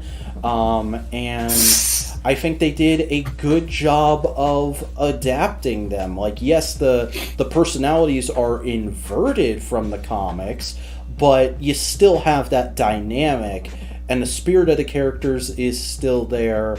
And it's just a really fun little, like, show that's perfectly tied into releasing during the holiday season and being the first thing we've seen Hawkeye in since Endgame, and reintroducing Kingpin to the MCU. It's a solid little show. I don't think it's high A tier, but I think it's A tier. Also gave us Echo, our first deaf superhero. Yeah. In the MCU. And her introduction was pretty solid as well.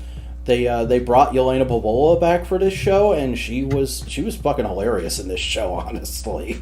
It's not an adaptation of Rick Remender's comic, but it does take super big elements from it. Yeah, that you can like. It is homaging, and it's lovely in that way. Like, the Tracksuit Mafia are there, and they're close enough that I don't mind that they changed them so much. And also, like, we got Tracksuit Mafia action figures out of this. They were Target exclusives and hard to find, but we were never going to get action figures of those goons any other way. So I'm thankful for that as a toy guy. And I'm going to put it in A between Avengers and Incredible Hulk. I put it in B right next to WandaVision. Fair enough. Eternals. This is a great movie that people weren't in the right mindset for. No. Because people were expecting a big bombastic Marvel superhero team movie. And that's never been the Eternals. No, it's an introspective character drama. Yeah, and that's what the Eternals in the comic book are.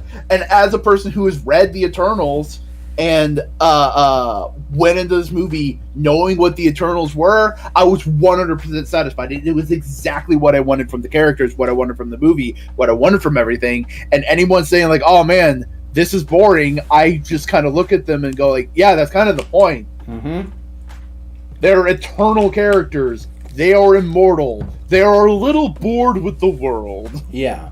Like, I personally love Icarus as a character in this. He's exactly what I'd expect an immortal guy to be like. An immortal guy who follows his own internal code that is, like, detrimental to others. I also just love how his powers are depicted. Like, I remember when the movie came out, I said to you, he's like how Comic Pop talks about Superman. He just floats around and goes, burn. Yeah, it's great. This is A tier. But here's the thing. Yeah, it's an A tier. It's an high A tier for me because I really love... Because, again, I also really love, like, the weird, heady comics, and this is a weird, heady comic book movie. Why weren't they in Endgame? Because they were doing other shit, and they weren't superheroes. They also weren't in Endgame because, literally, they said, hey, maybe we shouldn't interfere with human affairs. Mm-hmm. Legitimately, that's it. Like, this whole movie is just, this whole movie, like, you can boil it down to the fucking Linkara joke of, we should do something. Should we do something? We should do something. Should we do something? But it's really well written, and it's entirely from a character place. Yeah, like, that critique of the Eternals is, like, the biggest rolling the eyes. It's like, yeah, it's almost as if large parts of the movie, like, talk about that. Mm-hmm. Yeah, I'm gonna put it smack dab in the middle of A tier. I also, real quick, if when they make a sequel, the first thing I want to see is just the Great Machine, which is a thing from the comics, just revitalizing and remaking Icarus. Because Eternals don't die in the comics. They can't die. They just get resurrected. And it's just like, oh, that'd be a mindfuck for people who don't know. Yeah. Also, like, there is one legitimate plot hole that people constantly hammer on with this movie, is just, like, something needs to address the Celestial sticking out of the Earth. That's not a plot hole. They have addressed it. It's just been background detail. Mm-hmm. But, like, needs to directly address it. The third home Spider-Man movie. No Way Home. If you're not a fan of words like goat, raw, swag, and kino, you should maybe turn out right now, because this movie is all those things. I fucking love this movie. Do you think they wasted Venom and Eddie? No. Because this isn't Venom and Eddie from the comics, where if they use those kind of characters, I would say that was kind of wasted, because those are interesting characters. But doing that to the Sony characters just to get the symbiote into this universe? Doesn't matter. And here's the thing. For that Venom and symbiote, that is a perfect place to put them. As fun, goofy, dumb, himbo bullshit over there. Yeah. And it also, like, signals, like, okay, the symbiote is here now. We have a completely new and different way of getting it here. There could be another Eddie Brock here that maybe this Peter will encounter at some point, and we'll do a proper Venom movie. Who knows? Maybe. No Way Home is an A.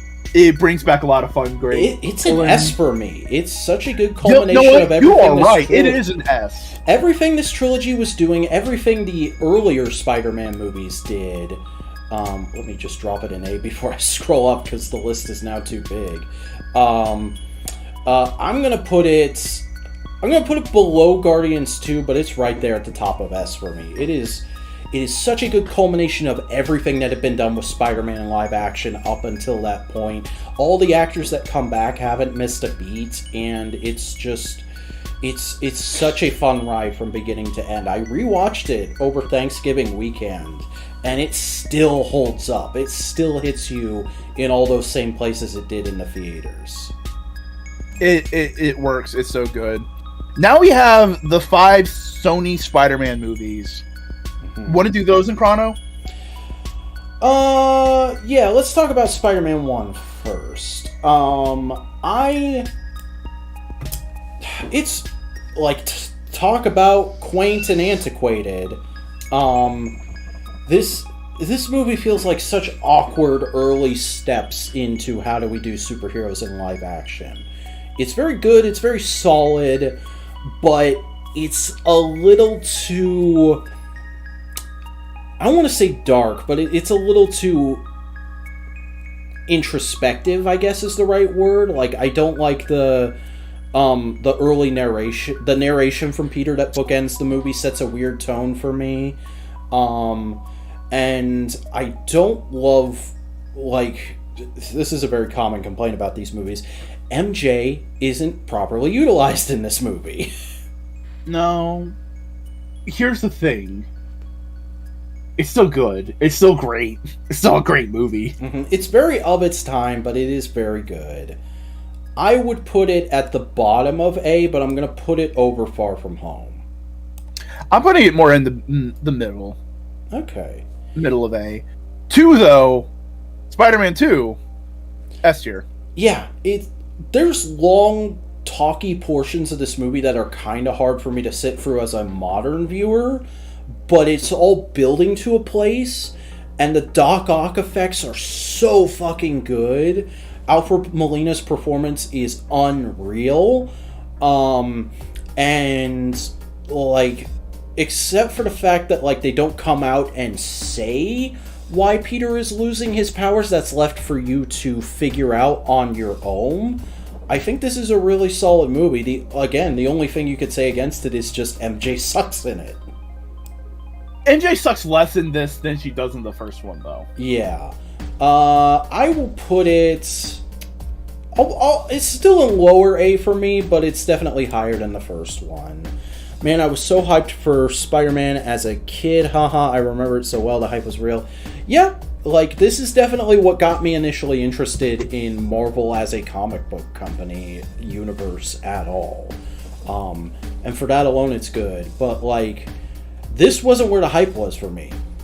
The hype was Spider-Man 3. Because I got into Spider-Man and Marvel Comics in general during the lead up to Spider-Man 3. And that is pure nostalgia for me. That movie was like, what, 06, 07?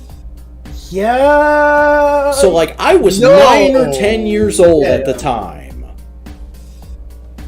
It's been around there. Like, I get it. I know this movie's problems, but my friends, I love it. I genuinely love this movie. It was such, like, anything about this movie just brings back such childhood memories for me. Like, I think I've told you this a couple times before, but I can still remember my church organizing youth group trips to go see this movie because they thought the symbiote was a really good depiction of the struggle between being a sinner and being a good Christian. Alright. Yeah. It's on, like, those big fucking Toys R Us displays and everything. I remember walking out of the cinema after Spider-Man 3, and even as a kid being disappointed. Well, now going back now, I do enjoy it. Yeah, that's that thing of, like, it's the same thing as the Star Wars prequels. This isn't a, like, outright, if we're sticking to the rules of cinema, good movie. But it's a fun movie that just brings you back to when you were little. And for that reason, I don't give a shit. It's the highest of ranked of any of the Raimi movies for me. It's a B. It's fun. It's good. It's not great. It's rough in places. I get that, but, like, especially because, like, listening to Raimi go like, oh yeah, no, I wanted to do Vulture, and they were like, no, you can't do Vulture. Yeah. And then you see they do Vulture eventually, and it's like, yeah, no, Vulture's badass and cool. Why wouldn't you let Raimi do Vulture, you fuckheads? Because Avi Arad thought Venom would sell. And to an extent, he was right, but also, like, no. Yeah, I'm making some hot takes today, and I'm not... Time for your other hot takes. Amazing Spider-Man. Fuck it, I'm just gonna say it. The Amazing movies aren't perfect, but they are a better adaptation of early comic book Peter Parker to a modern-day live-action movie than the Raimi movies. I don't care if you think he's kind of creepy and weird. That was the intent with Spider-Man initially. Spider-Man was an outcast nerd asshole who learned to try and do better. That's what this movie does, but updates all of the sensibilities of the 60s version of that character for a modern context. He's a skateboarder, he's a weird photographer kind of guy, he spends hours and hours in his room messing around on his computer and with electronics. Like, I'm sorry, if they made Spider-Man for the first time as a comic book today, it would be closer to this first Amazing Spider-Man movie than any other adaptation the character has had. I think the only problem, the biggest problem with this movie is that it's not fun. Yeah, it's a little too dark and dour in tone. I like that it's all from a story place that, like, Peter is this angry, vengeful kid who learns he has to do better, but it needs more moments of the fun of being Spider-Man. Like, he gets to be more quippy than the Raimi version. That's nice. He has a big, definitively quippy scene. The way he tells Gwen he's Spider-Man is really cute and romantic. And that's about it, though. It is very much just like this kind of, this struggle.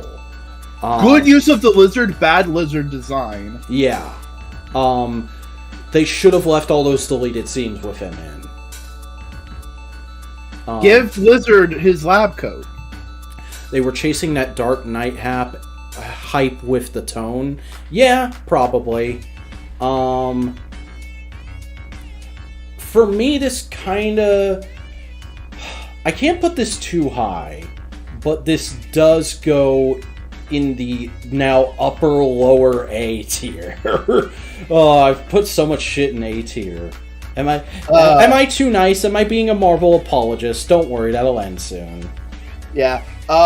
It's in B for me. It's okay. Mm-hmm. It's low B. Ant-Man's better. Wow. Amazing Spider-Man 2! Now, this is one where I'm genuinely torn. Because there are parts of this movie that I love. I love all the will they, won't they with Peter and Gwen, where, like, he's trying to be good and responsible, but he can't help himself because the heart wants what the heart wants. And she wants to be with him too, so she's just angry because she doesn't understand what he's going through. I'm going to disagree with popular consensus. I think this version of Electro is a really good villain. It's not comic book Electro, but it's a really good interpretation of the character, and it's a cool play on the modern fanboy persona. There's a lot of really fun little bits here and there in this movie, but there's also a lot of stuff that feels like it's just thrown in there to tease later movies and appease certain investors or audience members. And though the actual death of Gwen Stacy is very well done, the fucking Osborns had no business being in this plot. Yeah, it's in D for me. I'm gonna put it in the middle of B. It is a movie made by committee. Yeah, I mean, like, have you ever listened to the director's commentary for this? Hold on, being hailed. Okay. Let's see if he's gonna come back anytime soon. I may have to go on BRB again. TSM2 is a guilty pleasure of mine, but the Goblin stuff is too rushed. Yeah, definitely agree.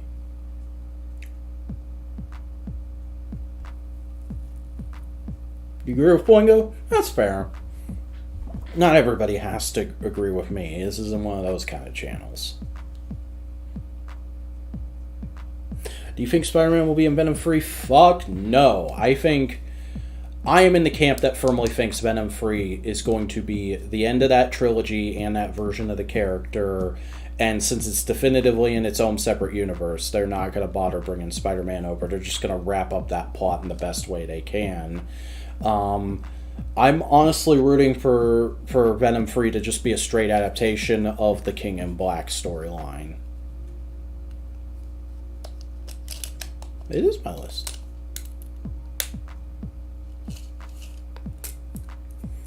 Because, like, I mean, what else do you do with Venom now that you've kind of just...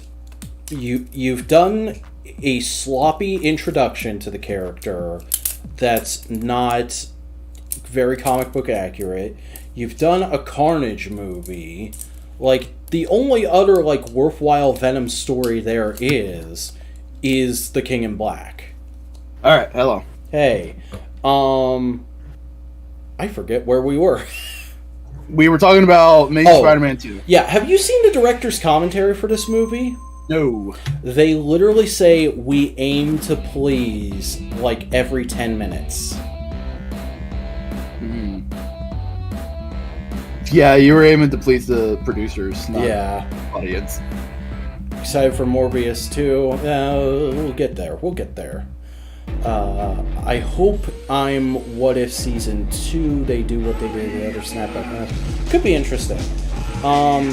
So you haven't seen the Sony Venom movies, have you? No. Well, I have. I saw both of them in theaters, and these are legit guilty pleasures. Like, I often don't like using the phrase guilty pleasure, because I'm like, if you like something, you should just like it and admit it. But, like, these movies are the fucking cinematic equivalent of a Christmas tree cake. It's delicious, it's wonderful, but every second it is in your mouth, you're going, what the fuck is wrong with me? Why did I do this? It's at the bottom of B tier for me. They're both very fun, they're very silly, they're good times, but like I can't in good conscience call them good. Yeah, they just don't. I have no desire, partially because I'm a Kate's Venom fan, and it's just like, yeah. I think you should shotgun all of them whenever the third one is available on home media, but I'm not saying like, oh dude, they're so good, you gotta check them out. Like this would be an excellent set of movies for you to watch with the boys. Like, here's the thing. In one hand, I'm glad that the movies popularized the idea of like, no, yeah, Eddie and the symbiote are in a romantic relationship. Mm-hmm. But I'm sad that it's this that did it and not Donnie Cates's, where they're like sweet and tender and like trying to actually work through their problems. Yeah. So first Netflix show, Daredevil, and I think we're just supposed to talk about all the seasons at once because there's only one poster per show in here. Mm-hmm. Daredevil fucking rules. The first season is phenomenal. The second season kind of stumbles in the back half, but is really good up front. And the third season is phenomenal. I absolutely love this show. The lead up and hype for it made me a Daredevil fan. And I grew up saying, like, Spider-Man is my favorite Marvel character. I love Spider-Man. I got into collecting Marvel Legends to just get Spider-Man and all his rogues. As an adult now, I have to say, partially thanks to this show, Daredevil is my favorite Marvel character. And it is such a good adaptation. I am so happy they are continuing it and keeping Charlie Cox. I know Born Again probably isn't going to be perfect. It's probably not going to live up to these first 3 seasons. It's probably going to feel fairly different. But I don't care. They canonized this perfect adaptation that was always trying to lean into the MCU to begin with. This is right up at the top of A tier for me. It's an A tier, but it's lower for me, just because I like things a little bit more than that. What's your take on Ben Affleck Daredevil? It's fine if you watch the director's cut. Director's cut. It's not great, but it's fine. Yeah. Moon Knight. Moon Knight is a good show that people weren't ready for. No, and I really enjoy Moon Knight. It's an A tier for me. Hang on, just sending a text real quick. Oh.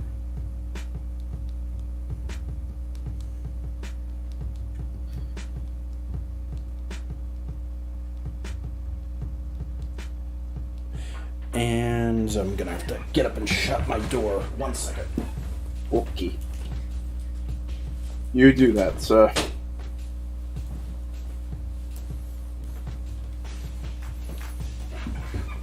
Sorry about that. Okay, Moon Knight. Yeah, I liked this show. I really enjoyed talking about it. It's the first time I got invested in this character at all. I definitely agree with and see the criticism of it doesn't feel a lot like the comics and that kind of sucks. But the story it's telling is still really good.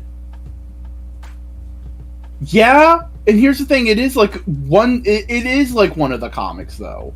There is a very specific run of Moon Knight this is like. It's just not like... Was it just not very well known, or was it just the people I watched? It was a popular run, if I remember right. It literally, the first issue ends with him leaving an insane asylum and walking out into the Duat. Are you talking about the Warren Ellis run? No, it's after. Maybe it might be the Warren Ellis run. Interesting, because I know a lot of people who are just like, I want to see a Moon Knight who's a superhero on the street in New York. And I'm like, fair enough, I do too, but maybe that's season 2. Maybe you should fucking, like, let them do what they're gonna do, because this is still pretty good. Like, it's one of the best modern depictions of DID. Yep. Really solid performances all around.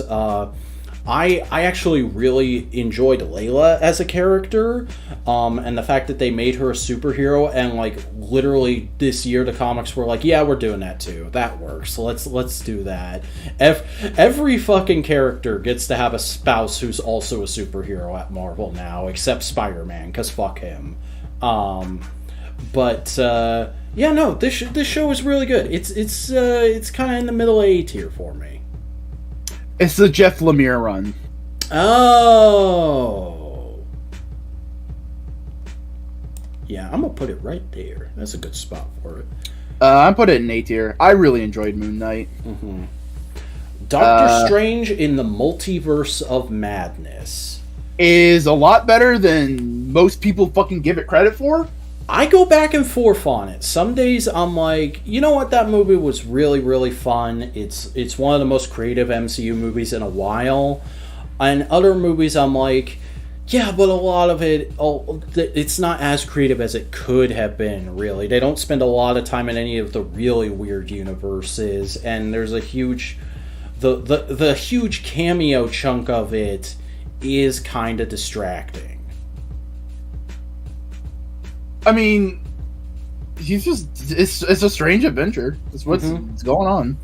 I 100% fully disagree. People saying like, "Oh, Strange got nothing in the movie." No, the entire point of the story is him reflecting on his own actions through Wanda and seeing seeing the person he could become through Wanda. Yeah, like the movie literally starts off asking, "Are you happy?" And then he sees Wanda, he sees all these universes where he went bad, he sees all these reflections to go like, this is the best path for me. I am happy. It's hard, but I'm happy. And at the end, he gets rewarded with his own superpowered waifu. But there's also that element of what's the thing I'm thinking of? Let me try to format my thoughts. Of he's trying to fix everything in the world, that he's the only one responsible. And seeing someone take all that power and responsibility on themselves with Wanda, he goes like, no, it's good that I delegate. I need to delegate more. Yeah, like, and that's the other thing with this movie is, it didn't start here, it started in No Way Home, but comic book fans have been really uppity about Doctor Strange not officially being the Sorcerer Supreme. And I'm just like, why though? It's literally just a title. It doesn't mean anything. They just call him that so it can make sense that he's doing all these insane and crazy magic things. And in the MCU, like, it's not as important as it's made out to be. It's just whoever is the most powerful magician on Earth. The Vishanti have never physically appeared in the MCU. There's not like a fucking pick the Sorcerer Supreme trial like there is in the comics. And here's the thing. I think ultimately having Wong be the Sorcerer Supreme and Strange just kind of be his butt monkey works. Because Wong can go like, I'm busy doing shit. We gotta keep someone here. Strange, go! Mm-hmm. Also, yeah, they were barely used in the movie, but who'd have ever thought Rintrah would appear in a fucking movie before this thing came out? Yeah. So, yeah. I think it's good. It's solid. It probably would have been better if it was designed from the ground up with Sam Raimi in mind. Yeah. Sam Raimi does a great job in infusing his own mannerisms into the movie, and it benefits from them all the more. Mm-hmm. I'm gonna put it in upper B.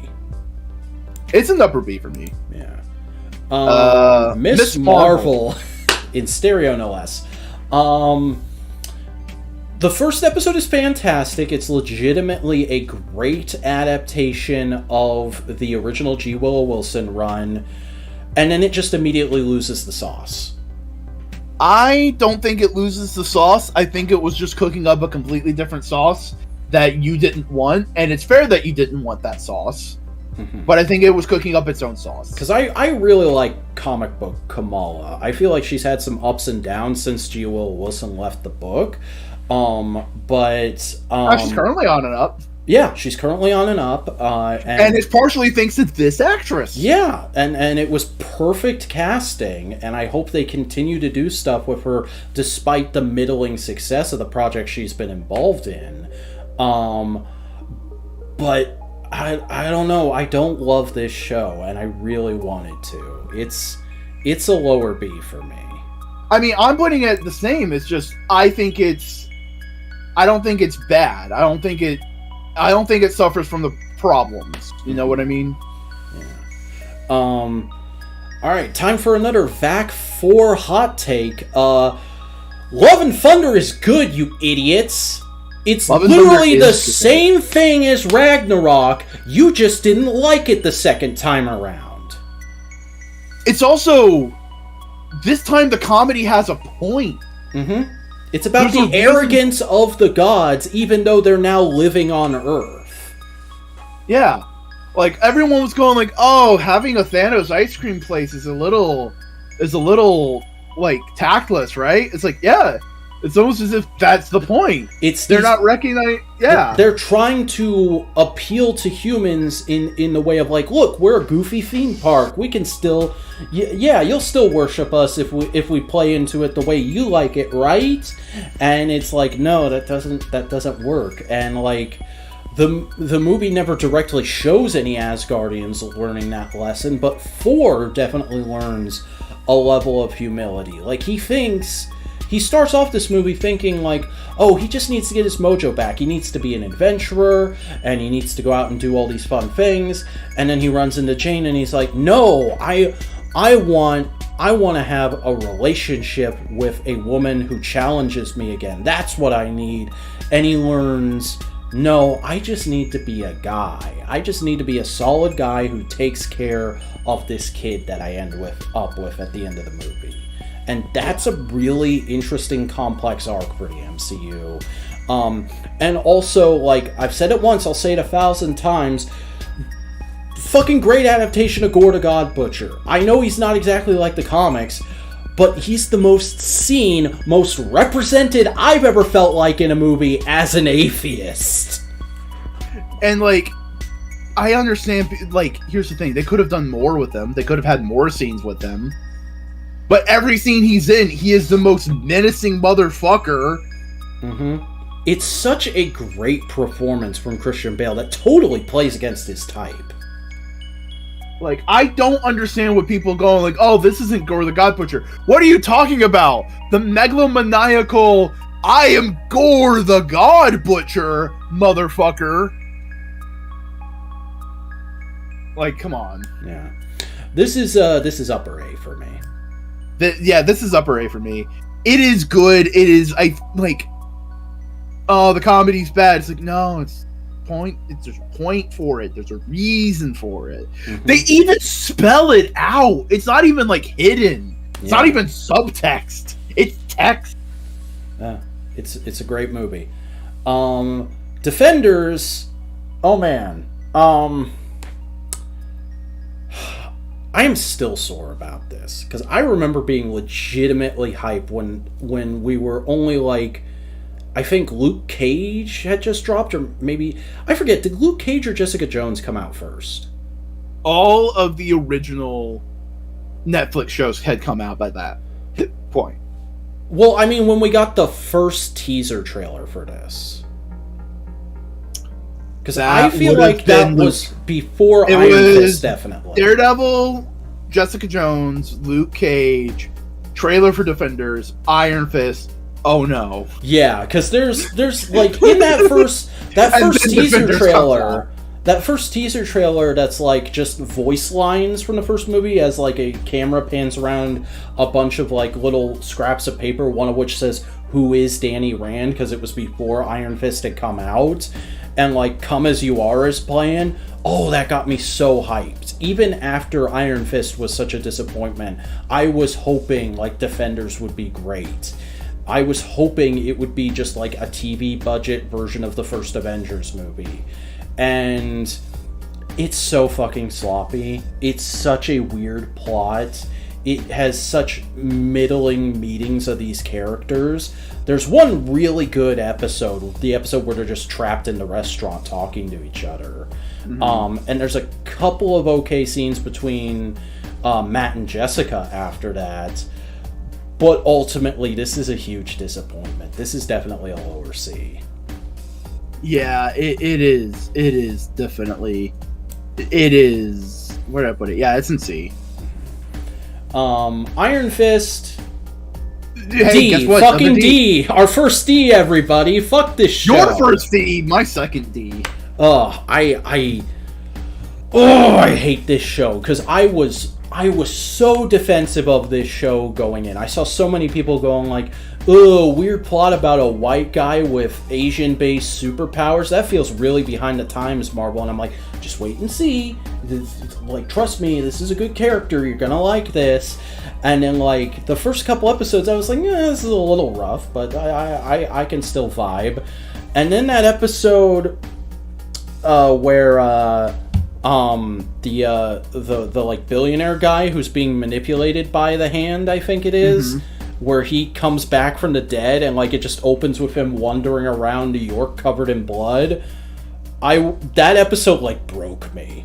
I was like, oh fuck me, come on, no. And like you can say so many bad things about this show beyond that. Like the performances are really wooden. The fucking martial arts sucks. The plot is really basic but also nonsensical at the same time. It's just not a good piece of media in any way, shape, or form. Just not good. Yeah. Punisher is pretty good though. Yeah. It's not perfect. It definitely feels kind of like it's trying to straddle that line of like, yeah, this is kind of an old-fashioned kind of show, but also we're trying to be very mindful of the times we exist in. But all the character writing is really solid. You care about Frank and all the other characters he interacts with over time. I'd never heard of Jigsaw before I watched this show, and this made me a fan of him as a villain. Like, the second season is definitely weaker than the first, but it's still a really good, really solid show. I'm gonna put this in upper B.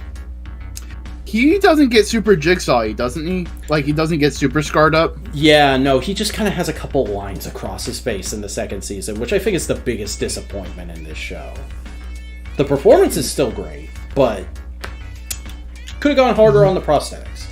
Yeah, Luke Cage. Luke Cage is great. What a fantastic character study. If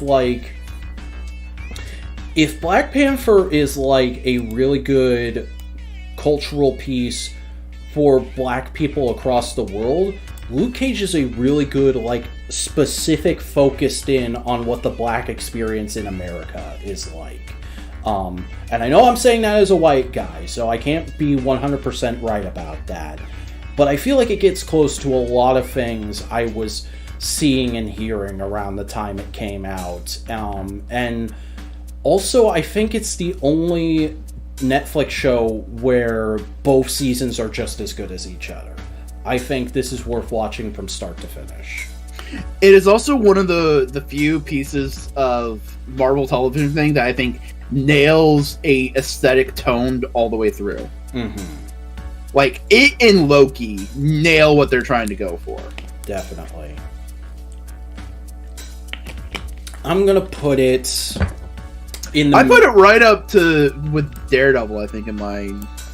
Yeah, you know what? You're fucking right behind Daredevil. Right behind Daredevil. Mm-hmm. It's right there next to it. It's great.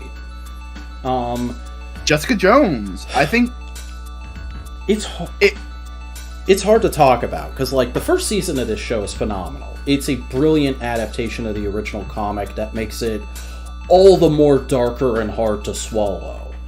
Mm-hmm. And then the second season is just weird. Like, I don't know what they were...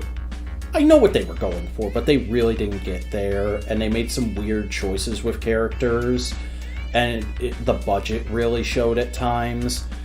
And then the third season... Like, I don't even remember the third season all that well, honestly. But just on that first season, I think it's good enough to be up there somewhat. It's a high B. It's a high mid B. Yeah. It's... I don't know.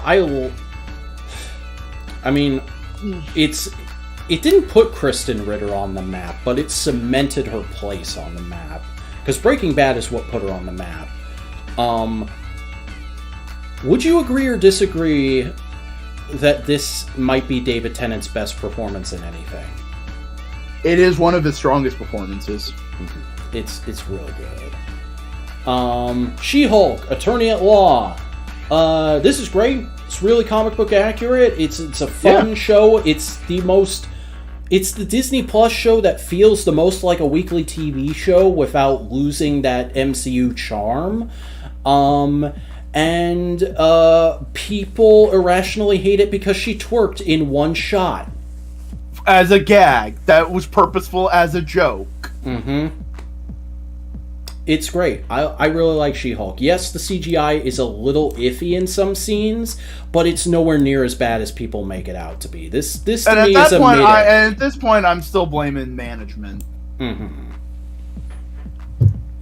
The Groot's shorts. These were cute. These were fun. These were fine. There's really nothing to say about them besides that because they are so short and they have so little going on. Yeah, low B. Mid-B. Legends, which is a real-world documentary series. I've only watched the episode about Japanese Spider-Man, and that was great. That was one of the best TV documentaries I'd seen in ages. You know what? I say we shouldn't even rank it because it's not. It's not. Yeah, it doesn't count. It's documentary. It doesn't count. I'm just going to put it back at the bottom of the picks. Morbius. This is the greatest movie of all time. It's a 10 out of 10. It's a fucking hood classic. You know, it's Morbin time out here, boys. We gotta make a more $1 billion for this movie right now. It's going right at the bottom of D. Yes. Fuck it. Wakanda Forever. Better than Black Panther. Better than Black Panther. Legitimately emotional roller coaster.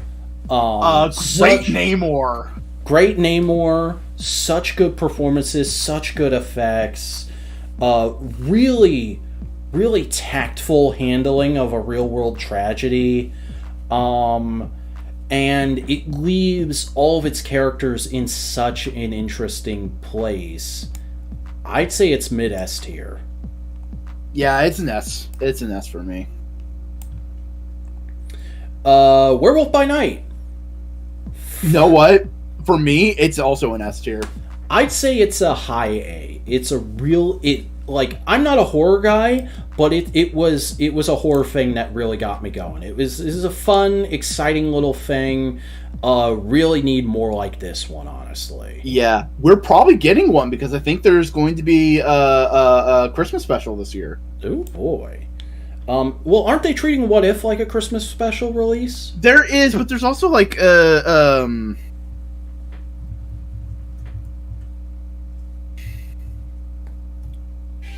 I saw something about it. Alright, well, let's just talk about the Guardians of the Galaxy Christmas special, which is basically, you can say the same thing. It's a really fun, solid little standalone piece. It bridges the gap between 2 and 3 really well. It has a character revelation that I definitely think you need to see. You can't watch the trilogy without watching this, in my opinion. But it's also just very, very fun. And it's definitely going to be a regular, like, Christmas time viewing for me. Yeah, it's good. I'll put it in mid-A.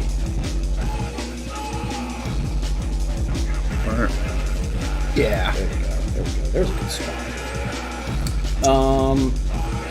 Ant-Man and the Wasp: Quantumania. This movie is better than people say it is. Yep. But it ain't great. It is rough. It does have issues. It does feel a little meandery at times.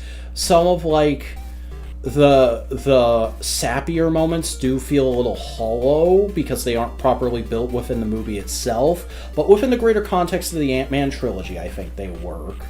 The effects are a little rough in spots, but they're not nearly as bad as people say they are. And, you know what? I like the MODOK reveal. I like Kang in this movie. Kang maybe shouldn't have been the villain of this movie, because kind of feels like you shot your wad early, especially with real-world stuff that's going on. But it's a solid enough, like, mid-B. Yeah. I'm putting it right next to the first Ant-Man. Yeah, me too. Guardians of the Galaxy Volume 3. Hey, guess what? S tier. I don't know if I want to put it in the bottom of S or the top of A. Here's the thing. First Guardians is B, second Guardians is A, third Guardians is S to me. Like, it just amplifies itself so much. It is a really good ending. It is such a solid movie. It's definitely one of the best movie-going experiences. Was this year, right? Yes, I do believe so. Okay, yeah, it's one of the best movie-going experiences I had this year. Like, if I had to pick top 5 movies this year, in no particular order, it would be this, Barbie, Shin Kamen Rider, Godzilla -1, and... what's another one I could say? I don't know, but, like, you get what I mean. This is really good. I'm gonna put it in the middle of S tier. It's... like, I like Volume 2 better. I'm sorry, but, like, this is still really good. Secret Invasion. Solid ideas. Rough execution. Rough execution. I will still defend the ending because I understand I think I understand more what they're trying to go for. Of Nick Fury was trying to be the big bag superhero, but that's not what Nick Fury is. He's the behind the scenes guy. Obviously the AI intro sucks. AI intro sucks. There's some really good performances, couple of really good scenes in this that I think are worth the price of entry alone. Mid-C, I think. I mean, if you're willing to go that low, I am too. I was going to put it at the bottom of B, but yeah, it's honestly more of a C. Kraven isn't out yet, so it doesn't fucking count. Groot Season 2 isn't out yet, so it doesn't fucking count. Deadpool 2! Deadpool 2! Deadpool 1 or Deadpool 2, because they're right next to each other. Let's just talk about them both at the same time, because honestly, like, they are kind of the same movie, but, like, different chapters in the character's life. You know, they feel so similar, but they're still doing different things. And, like, honestly, I do enjoy the first one more. Like, it has more of what I'm looking for in a comic book movie. But the second one is still really good. And I think they're both, like, just terrific parodies of superheroes in a general sense, and a great realization of the Deadpool concept in a movie, which people had been begging for years since X-Men Origins Wolverine came out. And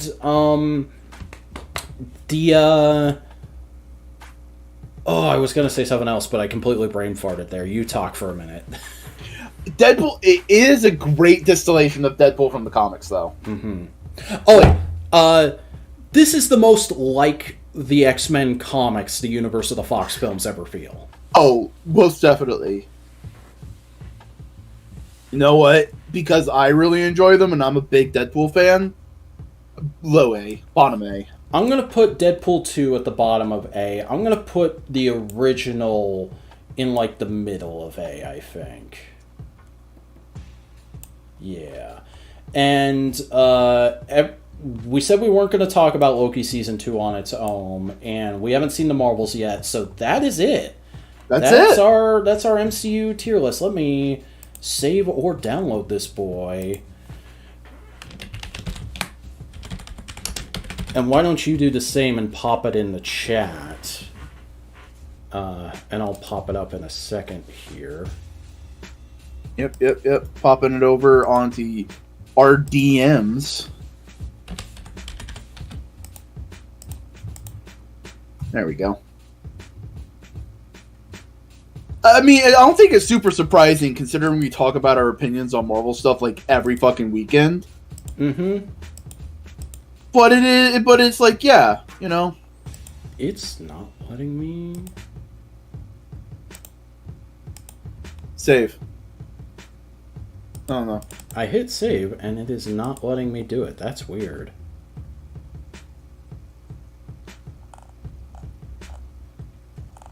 I would normally just hit refresh and try again, but that would fuck up. Oh!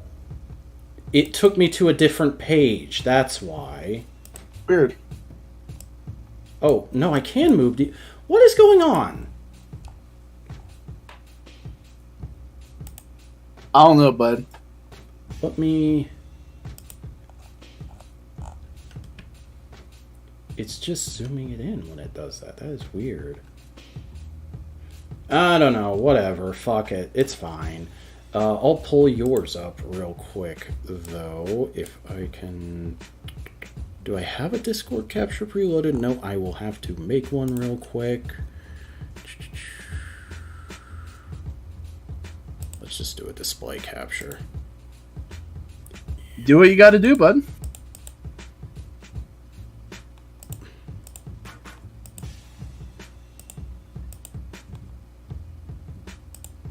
There we go. There's Boingo's tier list. Look at that, everybody. Look at those perfectly acceptable takes. Look at my opinions. All right. Well, I think that is going to do it for this stream, though. So, Boingo, why don't you go ahead and plug some of your stuff real quick?